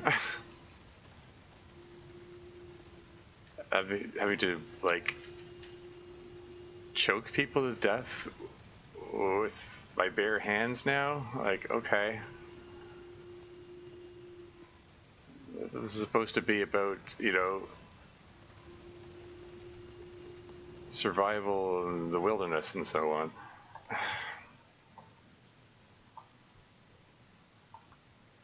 First, stuck again, yeah. Damn.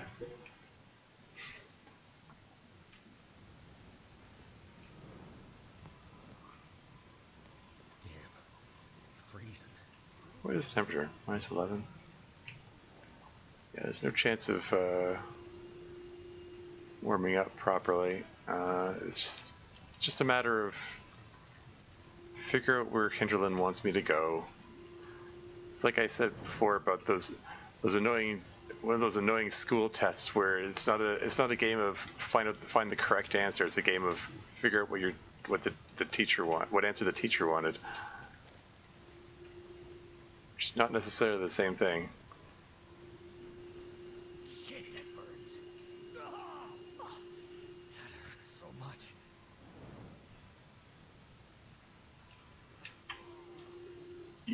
to death. Sorry. Reload.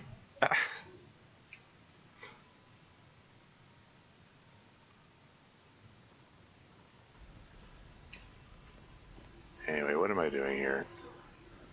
Cold. Reach Jane. Like,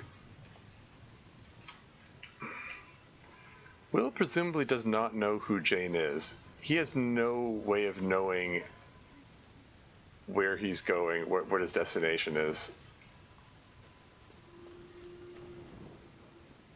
He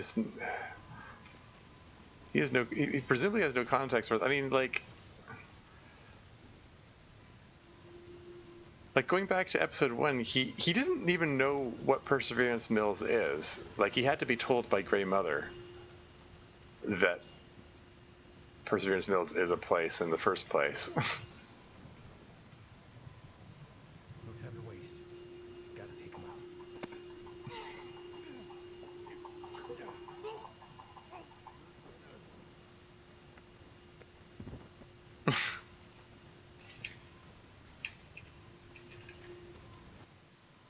I guess I'll save it.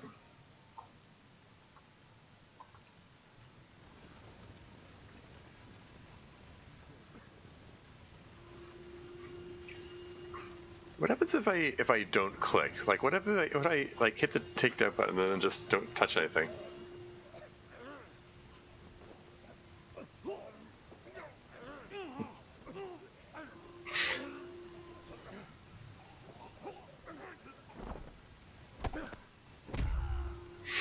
I'm just curious. Caught. I'm sorry.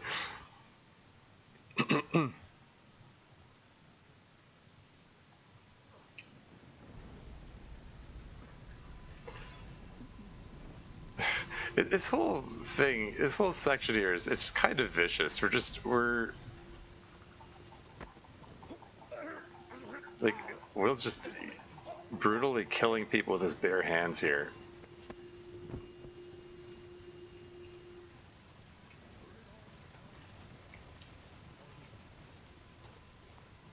Might as well take out this guy. What? He clearly had his back. Freaking world out here. He clearly had his back to me. Whatever.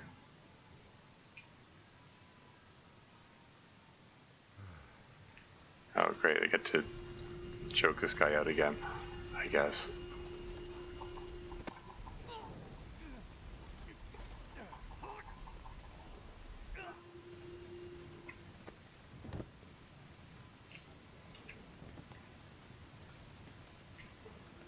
Like, he did. Sorry. The guy over here, like, he definitely has back to me. He's holding the torch in his right hand. Is there a second guy? There's no doubt about it. He's got. Look. Burn it all down, he said. Harder than it looked. Yeah, it's just. It's like that ice maze. If you step on the wrong pixel, it dumps you in the drink. You have to avoid stepping on the wrong pixel, and there's no way to know where the wrong pixel is.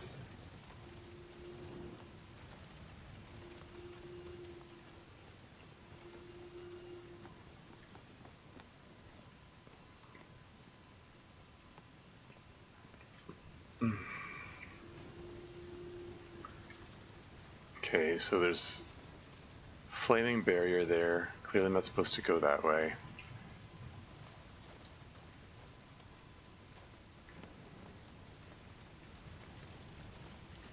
Anyway, as I was saying before, the yeah, like Will has, if he just arrived here after apparently not even knowing about the existence of Perseverance Mills until Grey Mother told him about it. Let's make a new save. I don't know.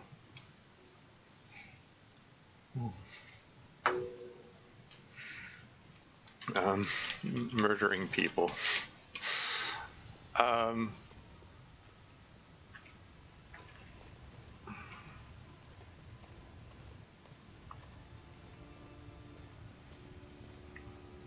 Yeah, like he has no context for any of this. Like, Jane Yang, Astrid's friend. oh, so he does know. House. So he does know about her. That was because that was the thing. Like, does he? Is he aware of Astrid's friend up here? If he if he knows about Jane Yang, then how does he not know about Perseverance Mills? Okay, whatever. This is the house we're supposed to get to.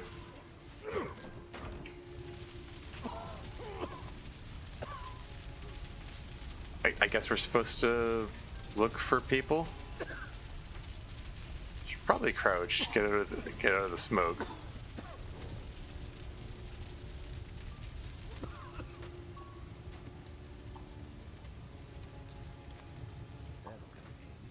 That'll come in handy, he says. I'm warming up in here. It's 33 degrees.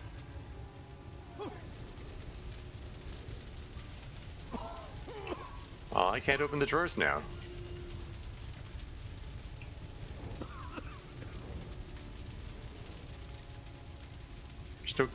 Where's the cooking pot I left behind? We have to do some cooking before the end.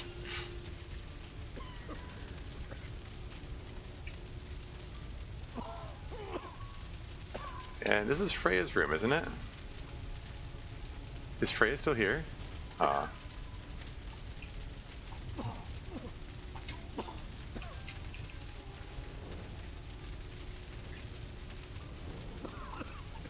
Oh, I can't steal the toilet water. And here's the room that Astrid was sleeping in at the beginning.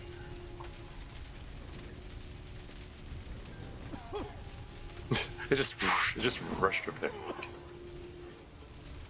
Astrid! Can you hear me?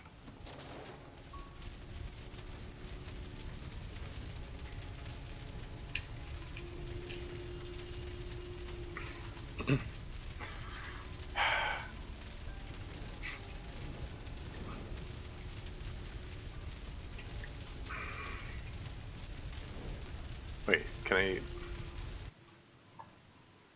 Let's see over that.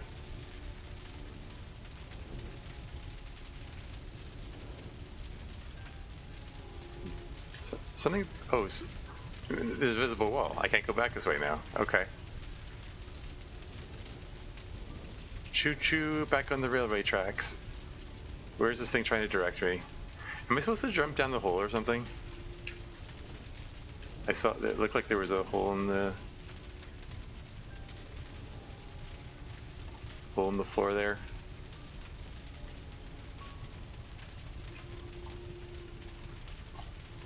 It's Will jumping into this burning building for. Will has no reason to believe that Astrid is here, as far as I can tell.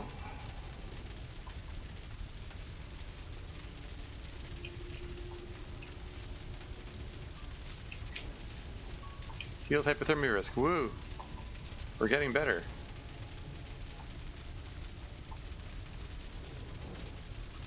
I don't seem to be able to walk through here. I'm not getting burned by the fire, by the way. Like, it's right in his face. Okay, I guess I had to crouch.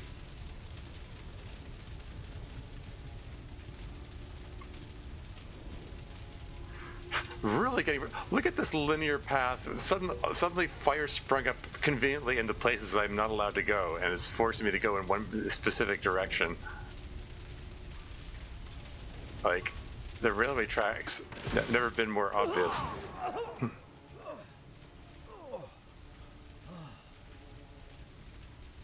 Forcing... Okay, I have to rapid click again, I guess.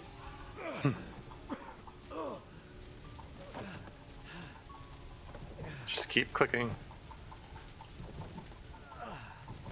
Just keep clicking. That's the riveting gameplay of Wintermute.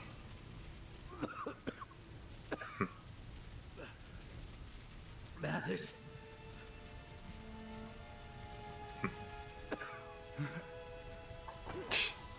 It's Jeremiah.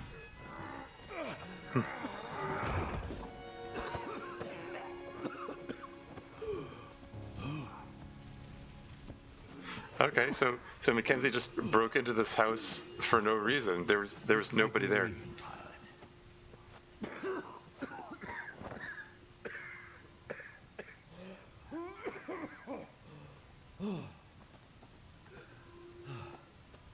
Here. You almost forgot this. I have to find her. She's still here somewhere. I know. We got her out. You found her? Yep. Seems you two have friends who do, well, just about anything to help you out. I can't believe you found her. She's waiting for you. Let me take you to her, Mackenzie.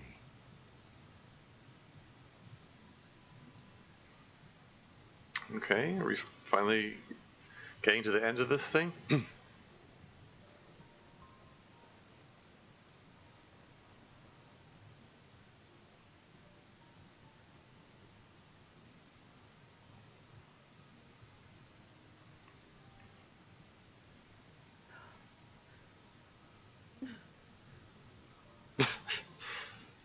It's the case.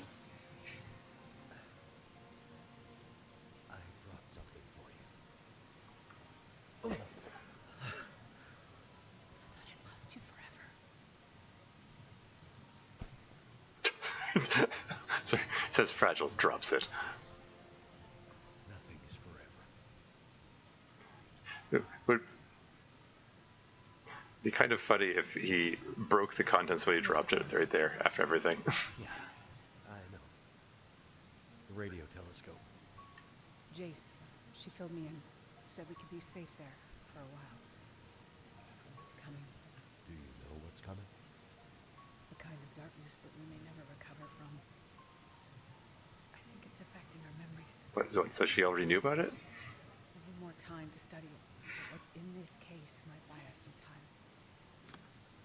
We'll have time to work on it when we get to the radio telescope. Let's go there. Now. Jace. Jeremiah. Taker. You have to go with them now. Wait. The way he said that was so ominous. Them?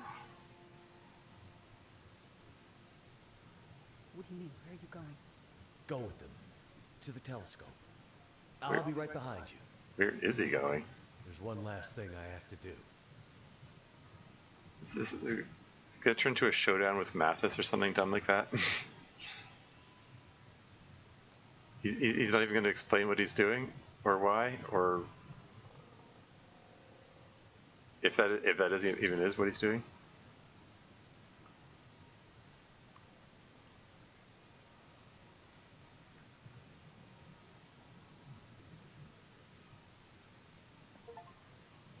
The last light, reunite with Astrid and deliver the hard case. The objective: record a radio message for the apocalypse survivors. Record a new message. This is the path that leads up to Tyler's place. Still got nothing but the clothes on my back, etc. And the little red arrowhead that I found. Okay. Save.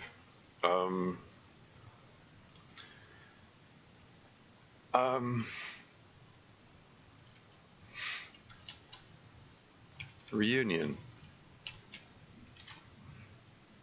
with Astrid. Apparently, I guess. Whatever. It was a short-lived reunion. I mean, there's a kiss there, I guess.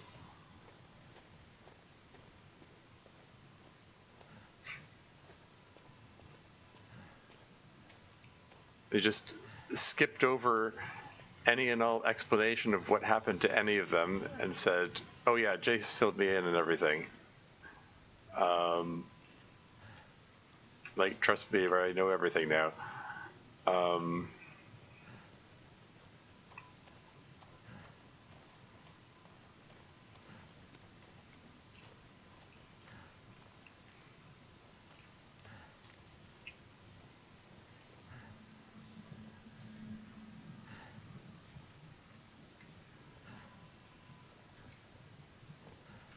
We're gonna find Mathis up here? What?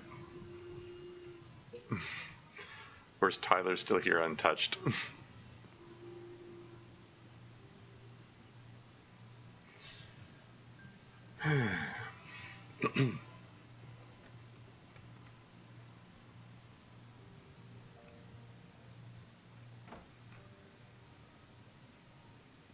Where is Tyler?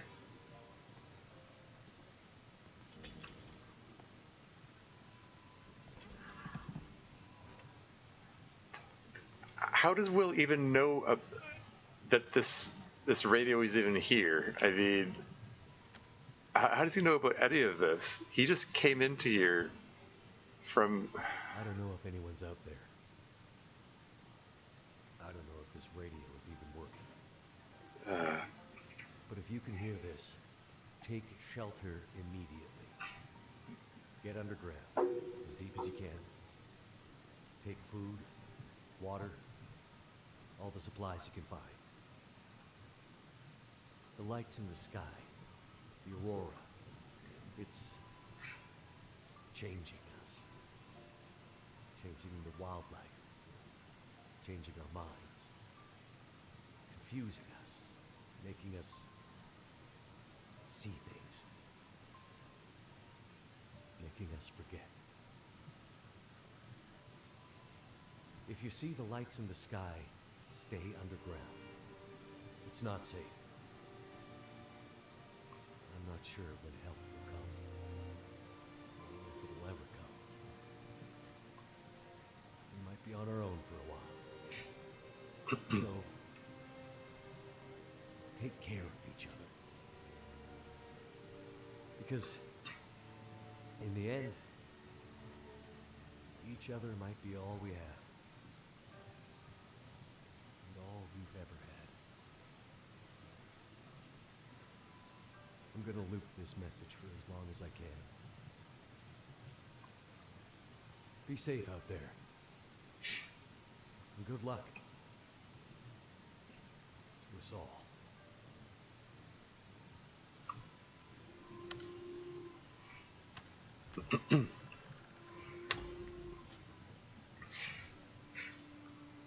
Man, try to be as cryptic as possible. If I'm gonna say anything about the long dark and how electronics are gonna cease to work and all that stuff. All that stuff that Atwood told him. See the flag.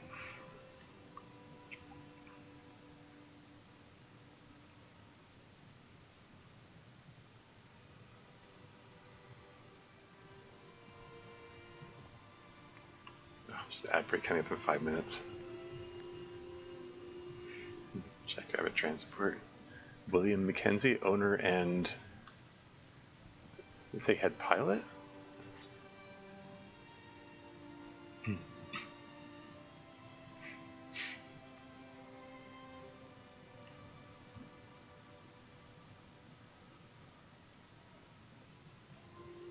Love you, Jack.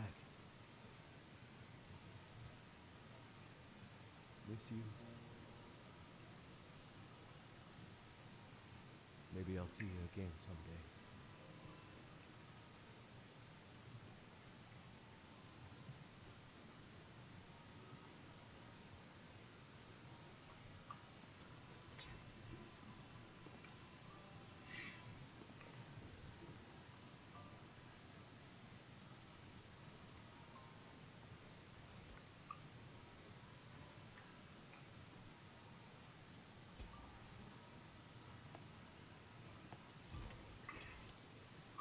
I mean, you did have that line at the beginning of episode 1 about, I miss him too, and they did the choices I made, yada yada. What's out there? I don't know if this radio is even there.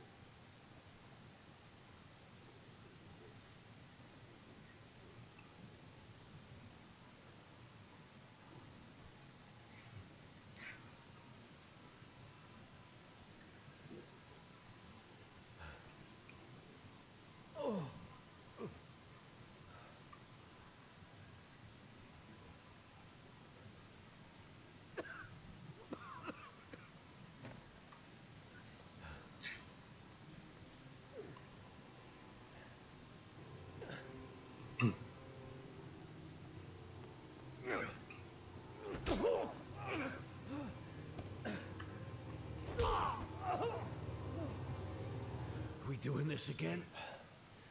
Remember back in the prison? I told you I would destroy everything you love. Remember? Yeah. I remember. Well, now I've seen who you love. Now I understand what drove you all this way. I've seen her. I had her in my hands, and I almost killed her.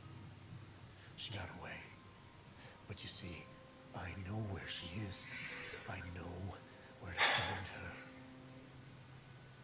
And it's time to finish what we started.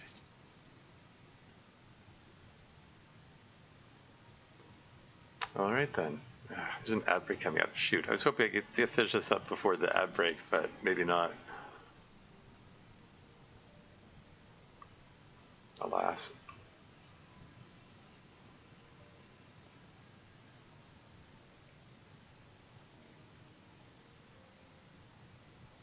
He'll come.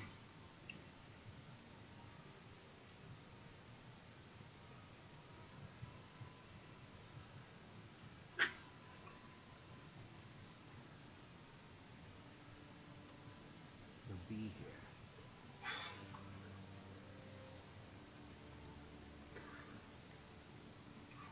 It's so odd. He just ran off without explaining what he was doing or why, or saying where he was going, just so he could send that message.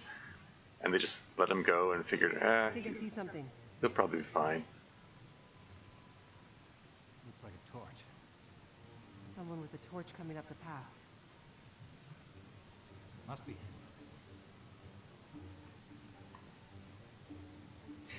Maybe he found the others in town.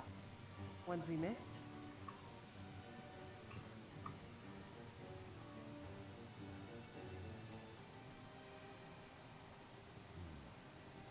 Looks like we have company.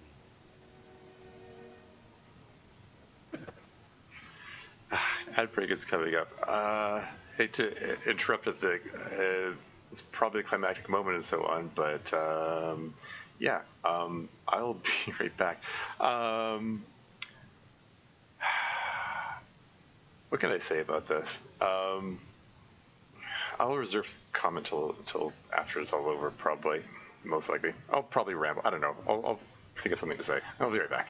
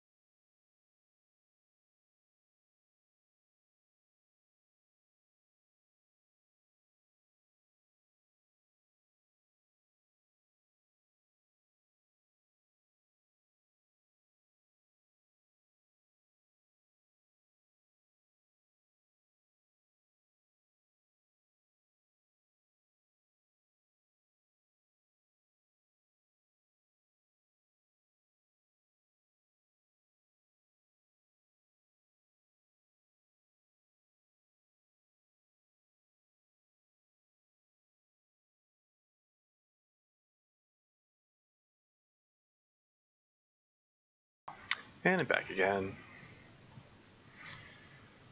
Yeah, so the reveal of Jack, the kid in the picture, I believe that picture is the same one that you see in the opening credits for the when it plays that song that gets me copyright struck when I let it play. There's a brief shot of a broken picture frame, like the glass is broken such that you can't see the picture of the kid there. And also Astrid hallucinated a kid that she called Jack at the beginning of the episode, as I recall. So I guess that they're trying to convey this notion that Astrid and Will had a kid, and something happened to him. Probably died, I guess. I mean, from that seems to be the the subtext here. Died due to something that Will did. He just makes weird allusions to choices he made or whatever. I don't know. I should probably refrain from further comment until I actually see this how this finishes off. But anyway, let's get back to it. Here we go. Back to game.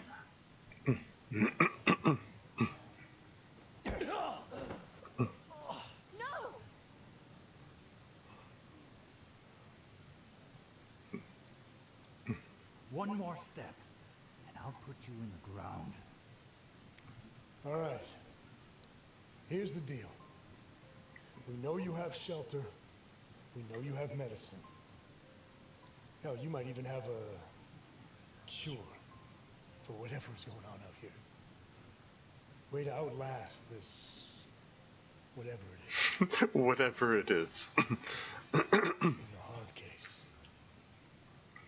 Imagine, the answer was so close this whole time. What the hell do you want, Mathis? Simple. You want the pilot back, you let us in. You give us some of what's in the case. You let us take shelter from the lights in whatever this place is. You don't? This damn pilot, who has been such a pain in the ass since the minute I met him, I finally clip his wings. Mackenzie! Don't give it to them. Listen, asshole. This thing is a bunker. Time lock means we close this vault door and it isn't opening up for months, years, maybe longer. No way in hell are we gonna be trapped in here with you. Well, that makes this even easier. You come out, we come in, and the pilot lives. Otherwise... Wait! Wait. We can't do that. There are dozens of people in here, innocent people, children. But I can trade places with him. I'm a doctor. I can help you. I can find another way to protect you from what's coming. Just let me take his place.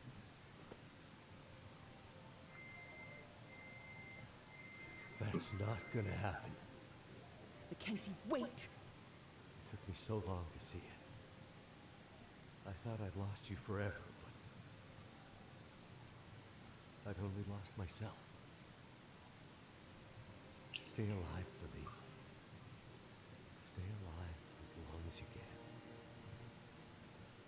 I will find you. No, Mackenzie! Please! what is going on here? Kenzie! Don't do this! You don't have to do this! Yes. I do.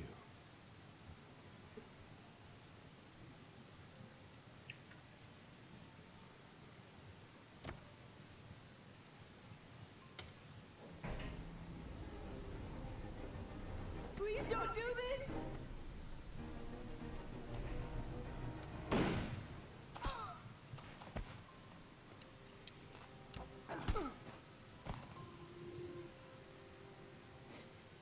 the time we lost, I would do anything to have it back. I never stopped. I never stopped loving you, Will. I will love you forever, Astrid. And I'll never forget you.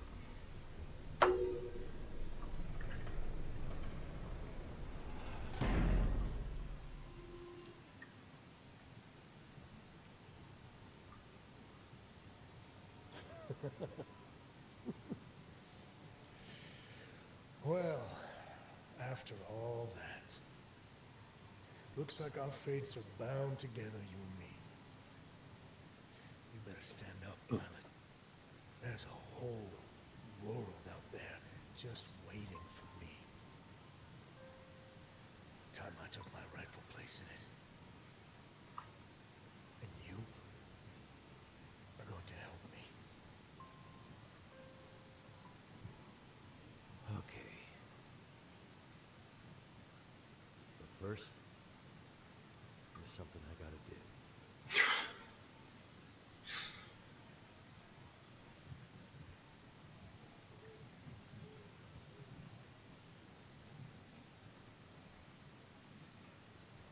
The world is changing.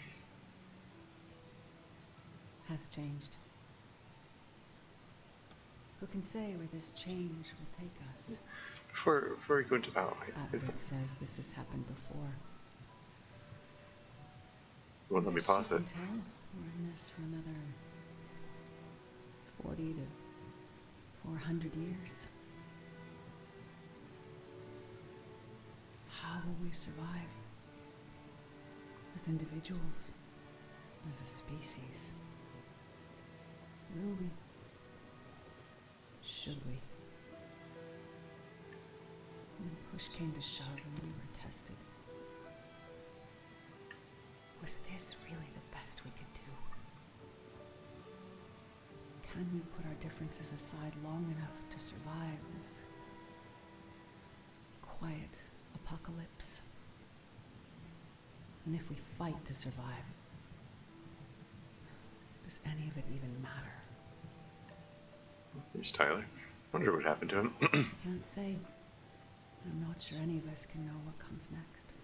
Is that supposed to be Great Mother What there? I believe is we have to fight for the future. Because the world we had yesterday won't exist tomorrow. Mackenzie,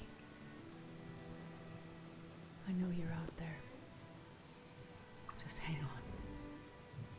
Just survive for me. Remember who we were. I will find you. Mackenzie. My love. Whatever you do,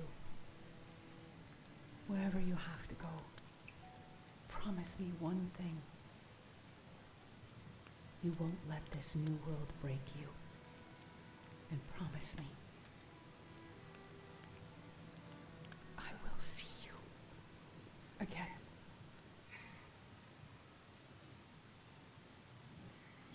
It's so odd that New World complete episode 5. There we go. That's the end of Wintermute, I guess. It's so odd that Mathis just let him come back here to check on Grey Mother, apparently. Why would Mathis let him do anything at that point? I mean, he's shown himself to be, like, super vindictive and just kill people for no reason at all. It's, I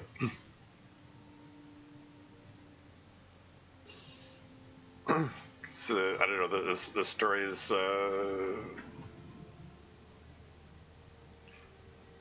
does not have any remotely nuanced notions about what people who go to prison are like. They're just black and white murderers and nothing else. That's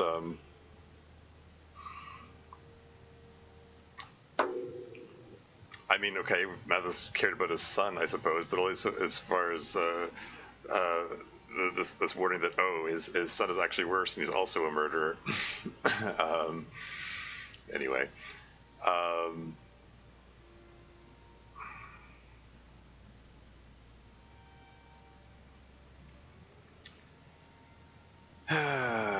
yeah, they protection babies.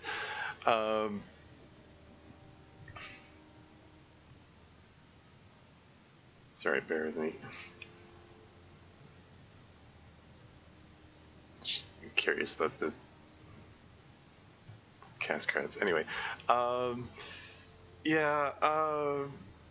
it feels like the final interaction between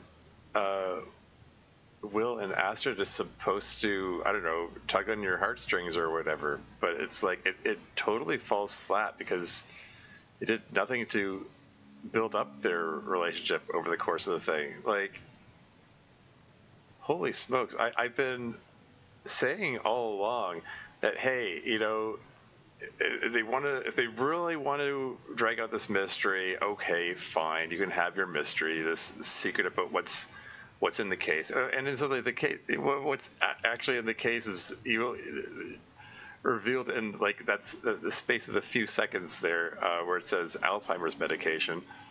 Okay. I guess it's acetylcholinesterase and uptake inhibitors or something.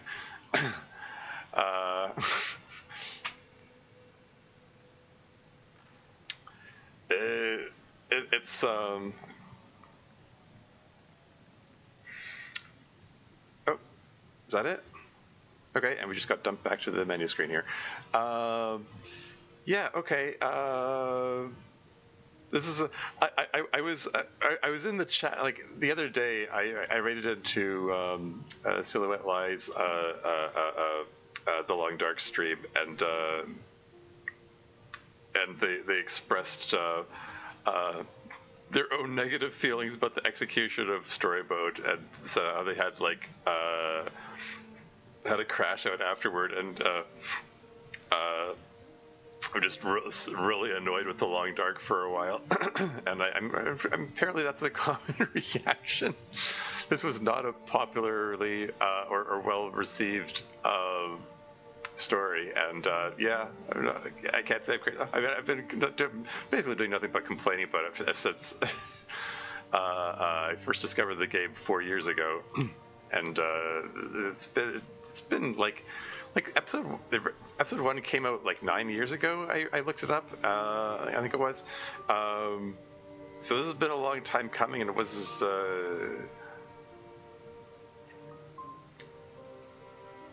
it's lackluster. I don't know. Lackluster isn't the right word. It's just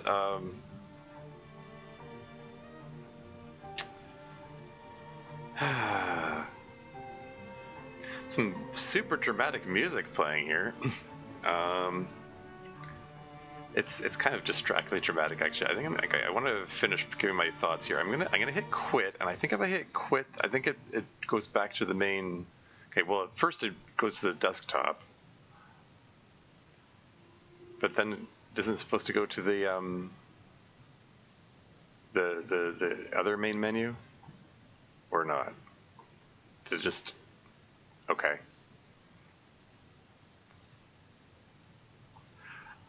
Because Wintermute gets its own menu in this version, in this update. I thought that was going to boot back to. I thought that hitting quit was going to go back to the main menu, but maybe not. Okay. Sorry.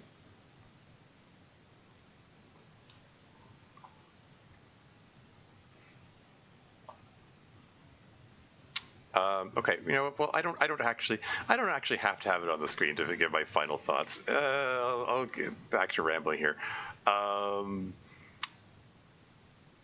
What can I say about this? Yeah, I've been saying since from the beginning that, okay, if you're really going to dangle us with this mystery, then at least give us something else, like, you know, information about the backstory of our protagonists.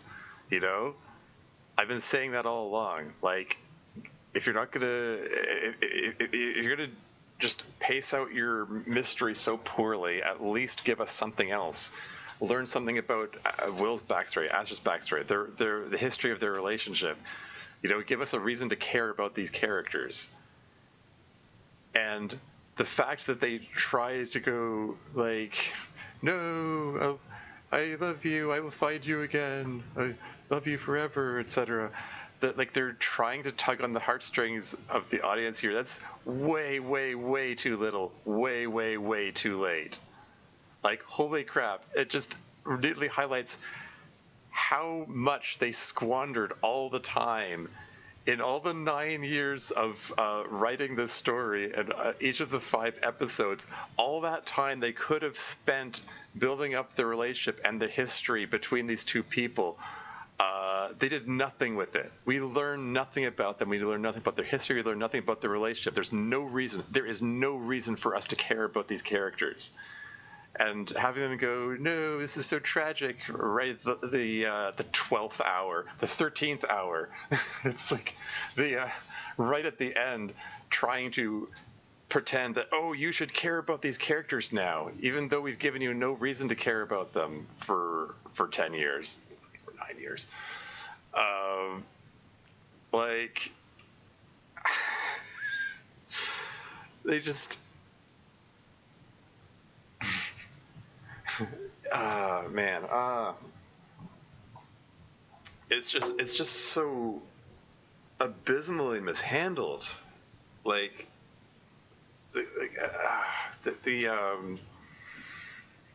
on every level.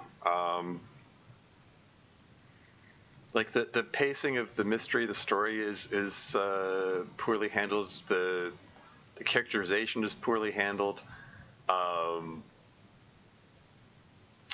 The choices of gameplay is kind of tedious. It's just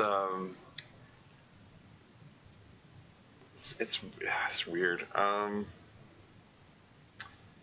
It made so many odd choices. The poor anti-tutorial at the beginning, which made me incredibly frustrated. Like, you can go back to my first video on my YouTube channel playing Wintermute for the first time and getting amazingly frustrated because the game led me to believe things work in a different way than they do, and I couldn't do something basic like start a fire because I was trying to follow their faulty instructions. And if it wasn't for the fact that this game was gifted to me, if this is a game that I paid for, I would have refunded it because it is needlessly hostile to newcomers.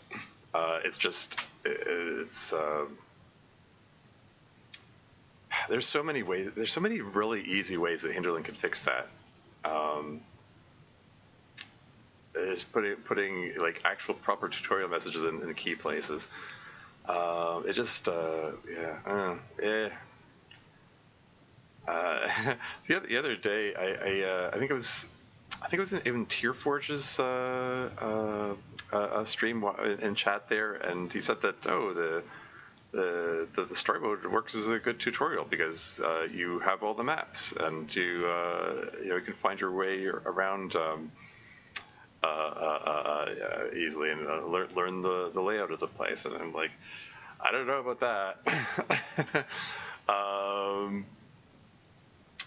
Yeah, I heartily disagreed with them. But yeah, man, oh man.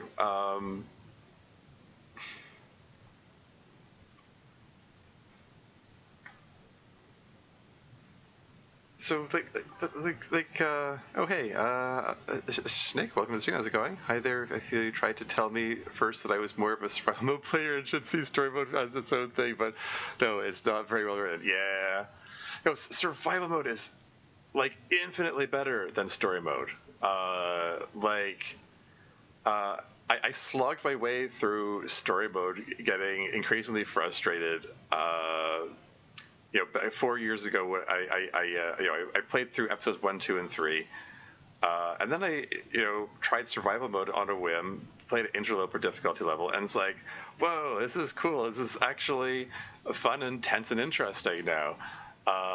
And it's an actual, struggle against the elements, like theoretically it's supposed to be.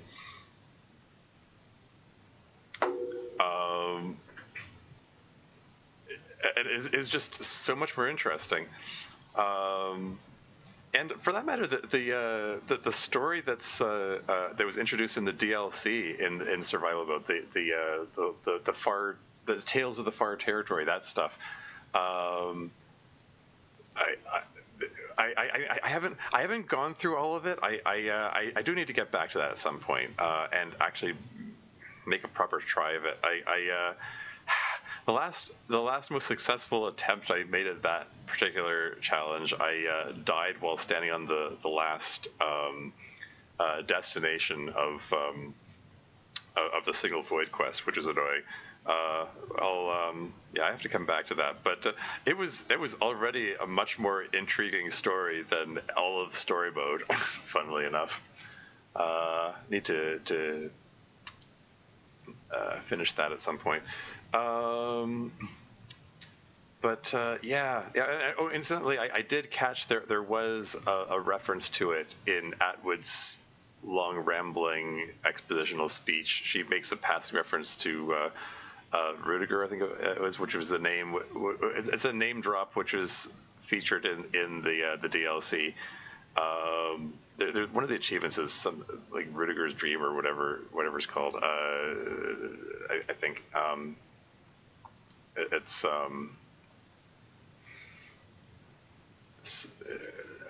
apparently. I mean, I don't know. It's. I haven't played enough to know what the significance of the name. But Atwood just name drops him for no reason and doesn't say anything about him.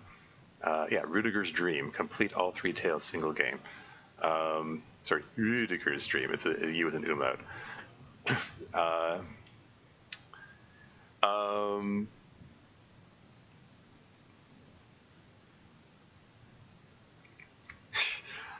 The name drop is there for no particular reason. It feels like the framing.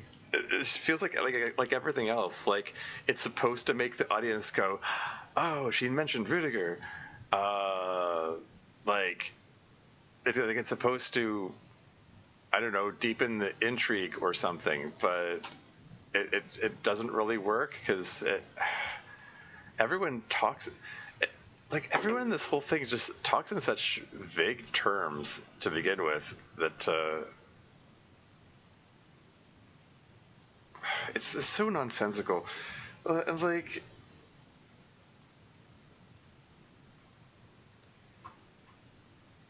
after all that, I had basically the same experience with it. Story first, then discovered survival. Yeah. Tales of Interloper is one of the best game experiences I've ever had. Yeah.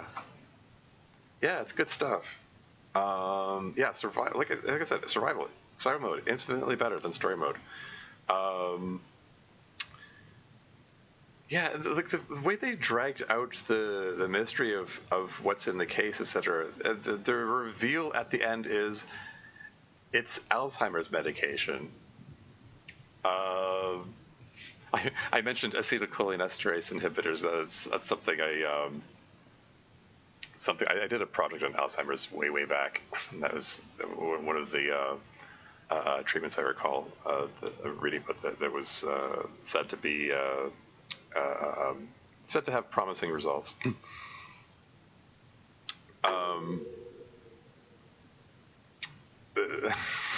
I just like using the phrase acetylcholinesterase inhibitors.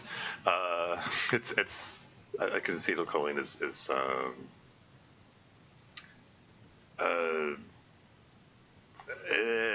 a near what's the term is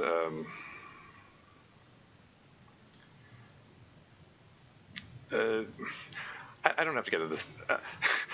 I'm racking my brains trying to remember the specifics of it. It's been a long time since I did that project. I probably should. I'm gonna botch it if I try to re-explain it. Anyway. I'm just rambling. It's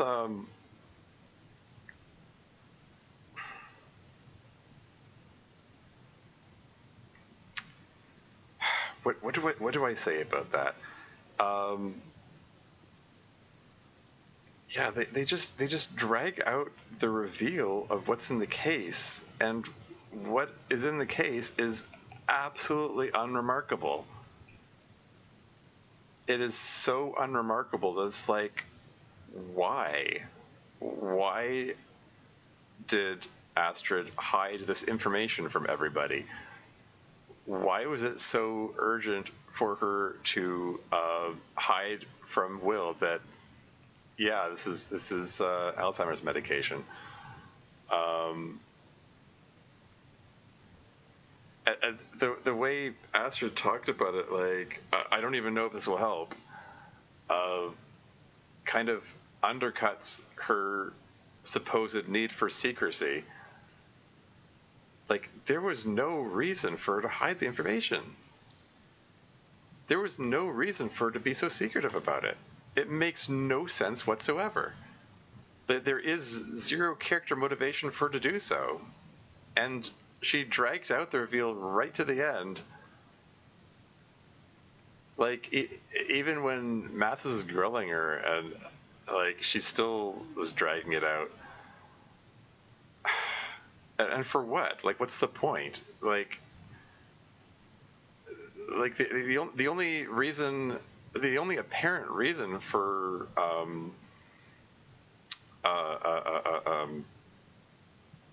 hiding that is for meta narrative reasons that the writers, or I guess writers, I've been seeing comments in chat, people saying that Raph is the brainchild behind the whole thing, who wrote the story. It was like a singular writer who wrote the story as well as like coding the original design for the game.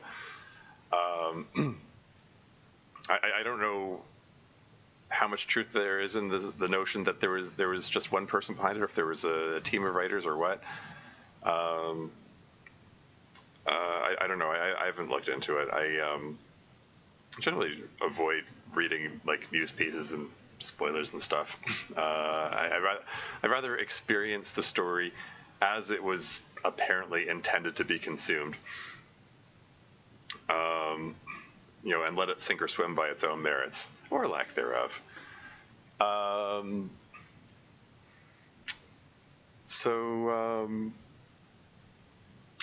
can I say about that?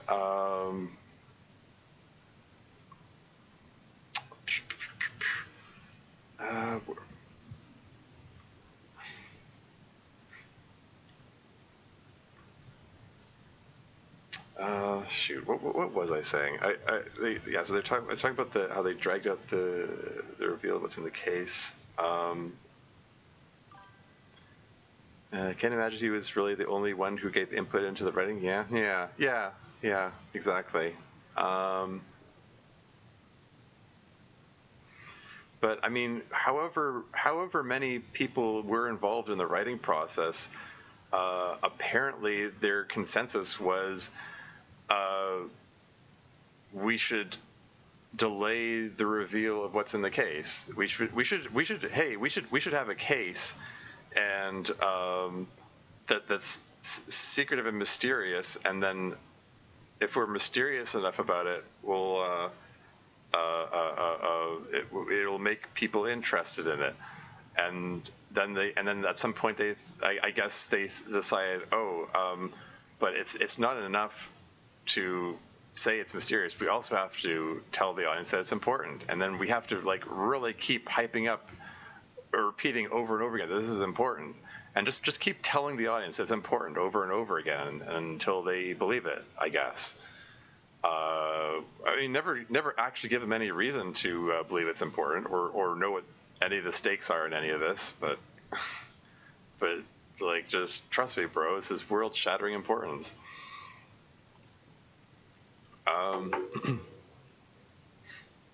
And the best we get at the end is Astrid going like, I don't know, maybe this will help.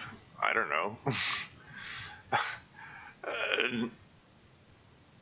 Not even not even anything about why she thinks this would have any benefit or any effect on anything.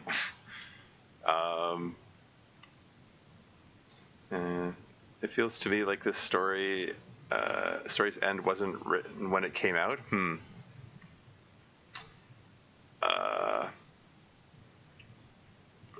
Like they didn't know how it was going to end. I mean, I have a feeling like they had to have had some aspects of it planned out from the beginning, or at least I would hope they did. Like if they were planning for all this to build up to a reveal of the reason for the title, The Long Dark, it feels a bit silly. And again, is that at odds with the survival modes? That phrase, "you faded into the long dark," which implies that the long dark is death, but now Atwood's saying, well, actually, the long dark is what we're calling the new dark age that we're entering. I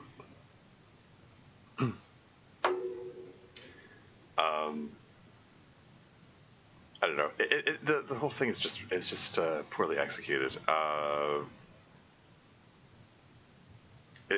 mean, I keep saying that over and over again. It just stopped being true.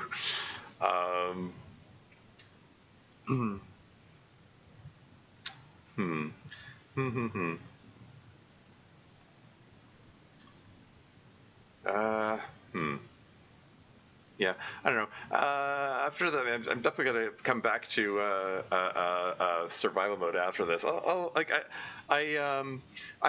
that I'm finished with story mode, I think that, I mean,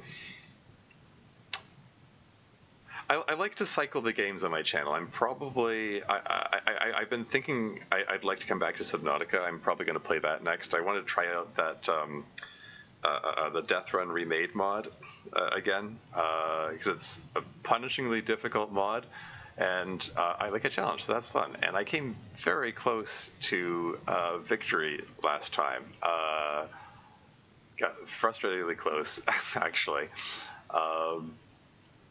And I also happened to see lots of people are playing Subnautica now because Subnautica 2 came out, so it's given me the itch to play that again, so I'm probably going to come back to that. And that'll be fun. Some actual interesting and challenging gameplay, as opposed to the gameplay that they threw into this, which is like, it's just tedious.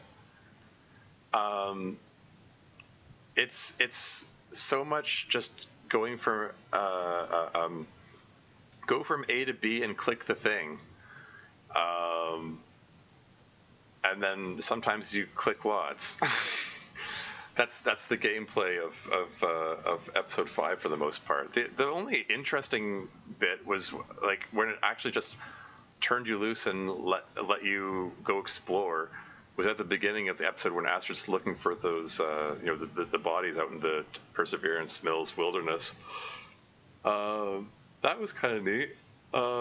That's actually something that wasn't done for the entirety of story mode. Most of the time, it just yanks you around by a friggin' choke chain. It's just you're on railway tracks where it just tells you where to go. Like, here's your destination on the map. Go here and click the thing. Here's another destination on the map. Go there and click the thing.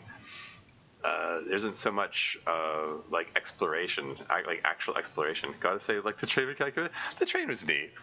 The way the brakes work was a little clunky, but it was kind of neat. It was something different to break things up a bit.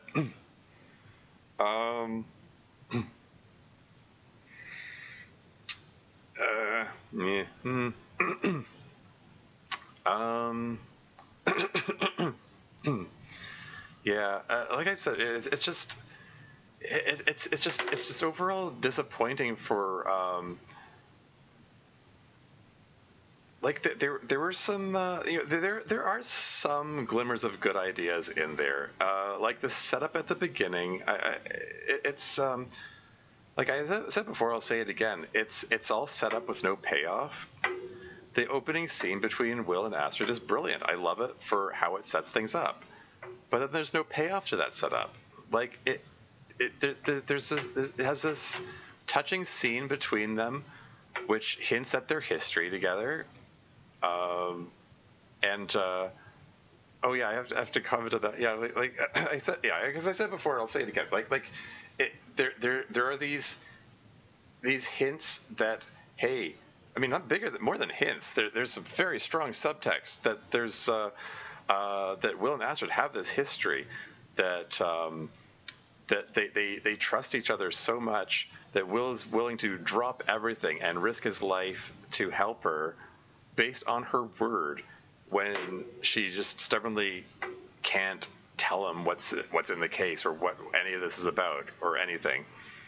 But he trusts her anyway, and he's going to risk his life to help her. And, you know, there's arguments to be made that maybe he's doing that out of guilt more than out of, like, actual trust and caring for her. But it does set up this notion that, hey, we're going to learn about what's in their backstory, what happened during their relationship that got them to this point. And then we never learn it. We learn nothing about them.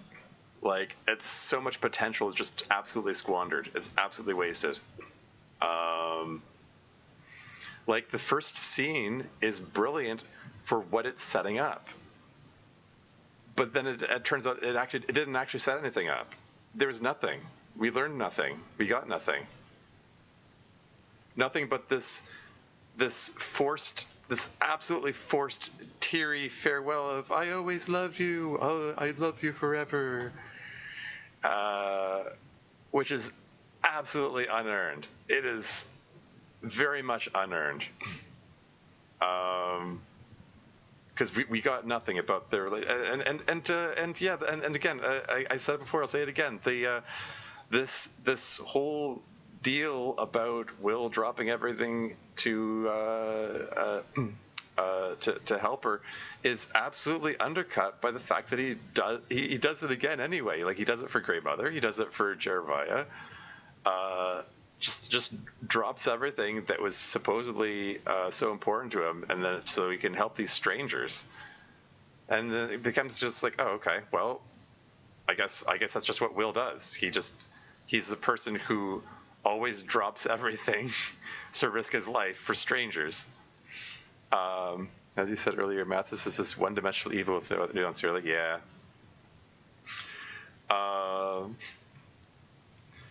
Yeah, I mean, all of the convicts are, really.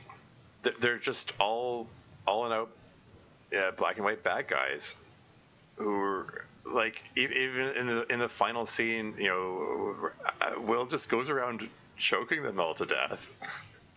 Just really grim.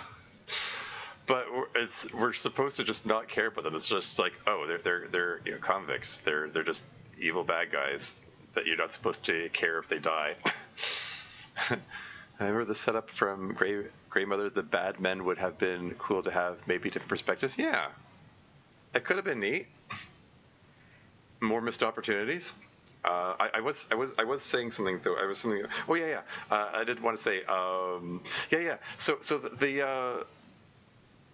all this setup at the beginning of, oh, what do they mean to each other, Will and Astrid, is undercut by the fact that Will just regularly drops everything to risk his life to help strangers. So, but then Mathis tries to come back at the end and said, "Oh, I see how much you care about her and why you're so, you know, willing to go so far out of your way to help her, etc." And it's like, no, Will just does that for anybody. It's just what he does. Like,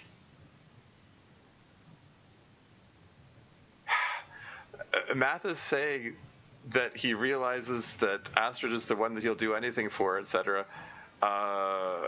Could have worked. Like, it could have acted as a nice parallel to the setup at the beginning where Will drops everything to help her, if not for all the stuff in the middle where he just dropped everything to risk his life to help strangers anyway. It just ends up a bit of a confusing mess. It doesn't. They don't gel together well. Um, yeah, yeah, yeah, and yeah, yeah, the other thing that the other thing that didn't work. Well, one of the many other things that didn't work was trying to insert these characters in story mode into the setting of survival mode, because survival mode appears to be the events after this game, like after story mode, after story mode plays out, and all the good guys, for lack of a better term, got locked up in the Suzuki telescope, and the events of survival mode are basically you play the part of any straggler who was left outside, while the quiet apocalypse is happening and electronics don't work anymore. So you're just trying to scramble to survive. Everything's been abandoned. And it makes the layout of story mode weird, because it's the layout of survival mode gives a general impression that everything's already been abandoned. Everything's been abandoned for years. No one's been living here for years. You're just scavenging the last dregs of whatever you can find. And they took that setting and put it into story mode, which is supposedly before all of that. And it doesn't work. Like me, when I played Wintermute for the first time, because I played story mode before playing survival mode. By all appearances, like all the houses are boarded up and broken down, dilapidated, looking like it is immediately apparent that everything has been abandoned for years. But the dialogue from Grey Mother seems to indicate that we're supposed to believe that everything was populated and lively until a day ago, and it doesn't work. It's just it doesn't look like it. You know, the show and the tell are at odds with each other. We've got Grey Mother telling us one thing, but all the visual evidence in front of our eyes says another. Yeah, it's yeah. What became of Father Thomas and all the survivors of the plane crash and all that?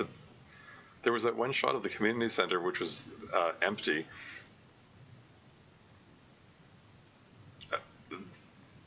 All their fates are uncertain, I suppose. Seems Grey Mother died.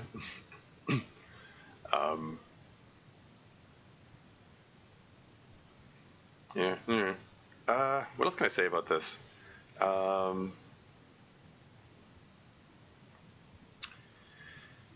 Yeah. I do feel like I need to comment on the terrible social stigma of someone who has gone to prison. I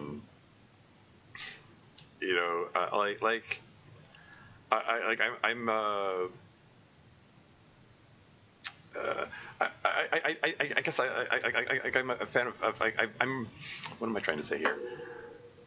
Like I'm a fan of rehabilitative or restorative justice. Like theoretically, the judicial system or the penal system should work to help people get back to being productive members of society or whatever. It's not just to punish people. Like some people see that like they prefer punitive justice. They don't care if the people who go to jail get better. They just want to see them. They just want to hurt those people,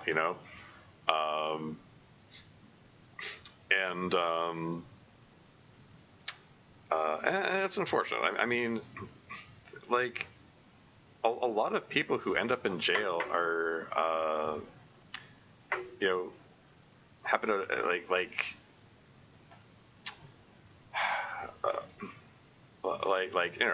they're in a situation where they stole or did drugs or whatever, or they, circumstances due to being in, just desperate or just shitty life circumstances, and maybe they just need a chance to they need another chance, to have an opportunity to get on a better life path, but the Long Dark treats them as, nope, every single one of them is an out and out bad guy. They're all the worst of the worst murderers, and it's morally acceptable to just come up behind them and choke them to death with your bare hands, apparently. Yeah, people in prison aren't automatically evil like portrayed here, correct? Yeah. That's what I'm getting at here. Like this this game has a very low opinion of people in prison. Like it's just zero nuance. They're all out and out bad guys. Like the smallest bit of nuance that Mathis gets is that he cares about his son, I guess. But again, it's only because he expects his son to be able to help him commit more murders. So it's only in the service of bad guys helping more bad guys do more bad things. And to what end? It's like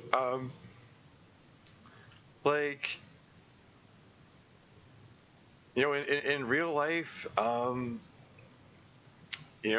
people. I mean, aside from like really rich people who who steal for because of feeling of power or whatever, there are plenty of people who who steal out of desperation or shitty life circumstances or whatever they've got going on in their lives. But what are Matt's motivations? He just seems to be like he wants to be cruel for its own sake, and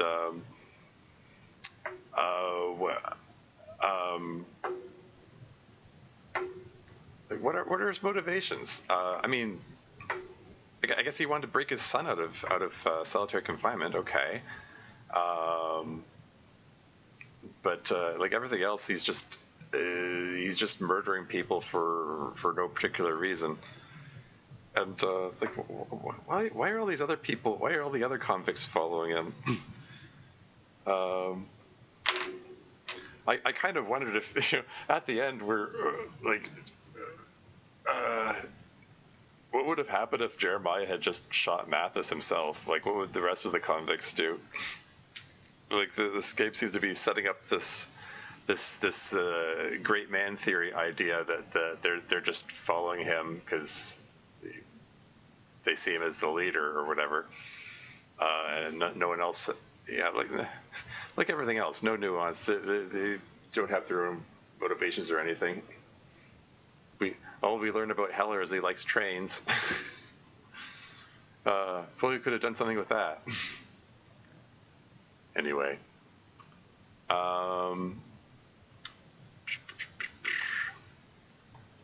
Should probably see about who to raid. Anyone else playing the Long Dark right now? Huh, all the usual suspects are not on right now. I mean, I could just raid into a random The Long Dark streamer, I suppose. Excuse me. This thing isn't working. Trying to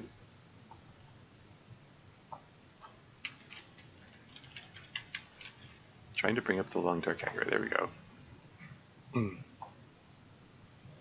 We'd have a good one and see you in Survival Summit again. Yeah.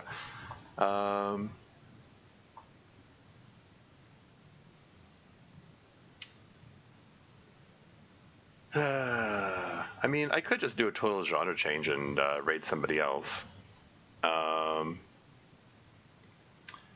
You'll add story maps at some point. Yeah, that'd be neat. Like, if they wanted to add Perseverance Mills to the survival mode, it could be cool. This whole other town could have a branching path off of Blackrock to get there.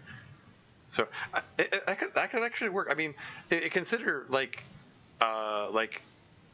games if the games should have some sort of risk reward system, like the places that are harder to get to have the bigger reward, and that could work. Like Perseverance Mills is a town that has lots of buildings to explore. There's potentially lots of loot there, but you have to get through Blackrock to get there, and Blackrock is full of timberwolves, very dangerous place to traverse. That could work gameplay wise. Maybe the little redeemer. Yeah, it could be cool. Saw a vid where someone speculated about BR connection and another broken railroad connection. Okay. Well, I mean, broken railroad already connects with the far territories. What about different routes?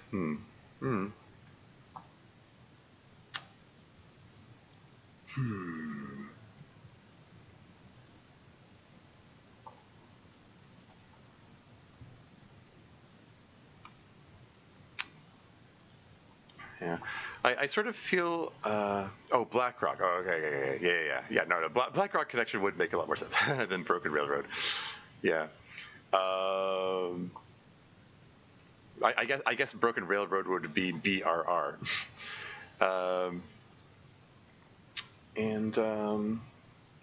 Okay, so I'm looking at like Wabajank is playing. Another long dark streamer. I don't seem to be following them, so I didn't see them at first. Yeah, I sort of feel obligated to follow the long dark streamer because that's what seems to be expected in the TLD community. You have to go from one TLD stream to another. The TLD community seems like a close knit group and whatnot.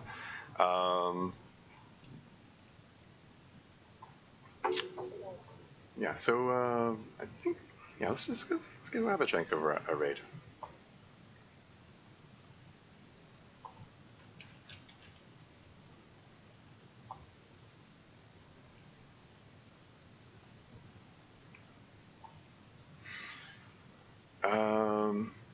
Looks like they're going up Timberwolf Mountain. Anyway, closing thoughts. I've already been giving my closing thoughts. What else can I say? Destroy mode disappointing. For a whole host of reasons. It's just piles of reasons. There's so many problems. Like both with the actual story and the gameplay, characterization. Like the story was paced poorly. So many problems, and all the setup, all the build-up was for something dumb. it didn't work. Like it would have been helpful if we learned the stakes sooner, for one thing.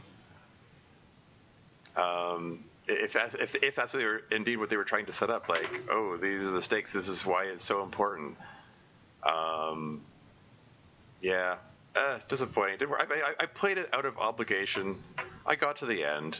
I did my duty. I played Wintermute. But that's all for now. Until next time.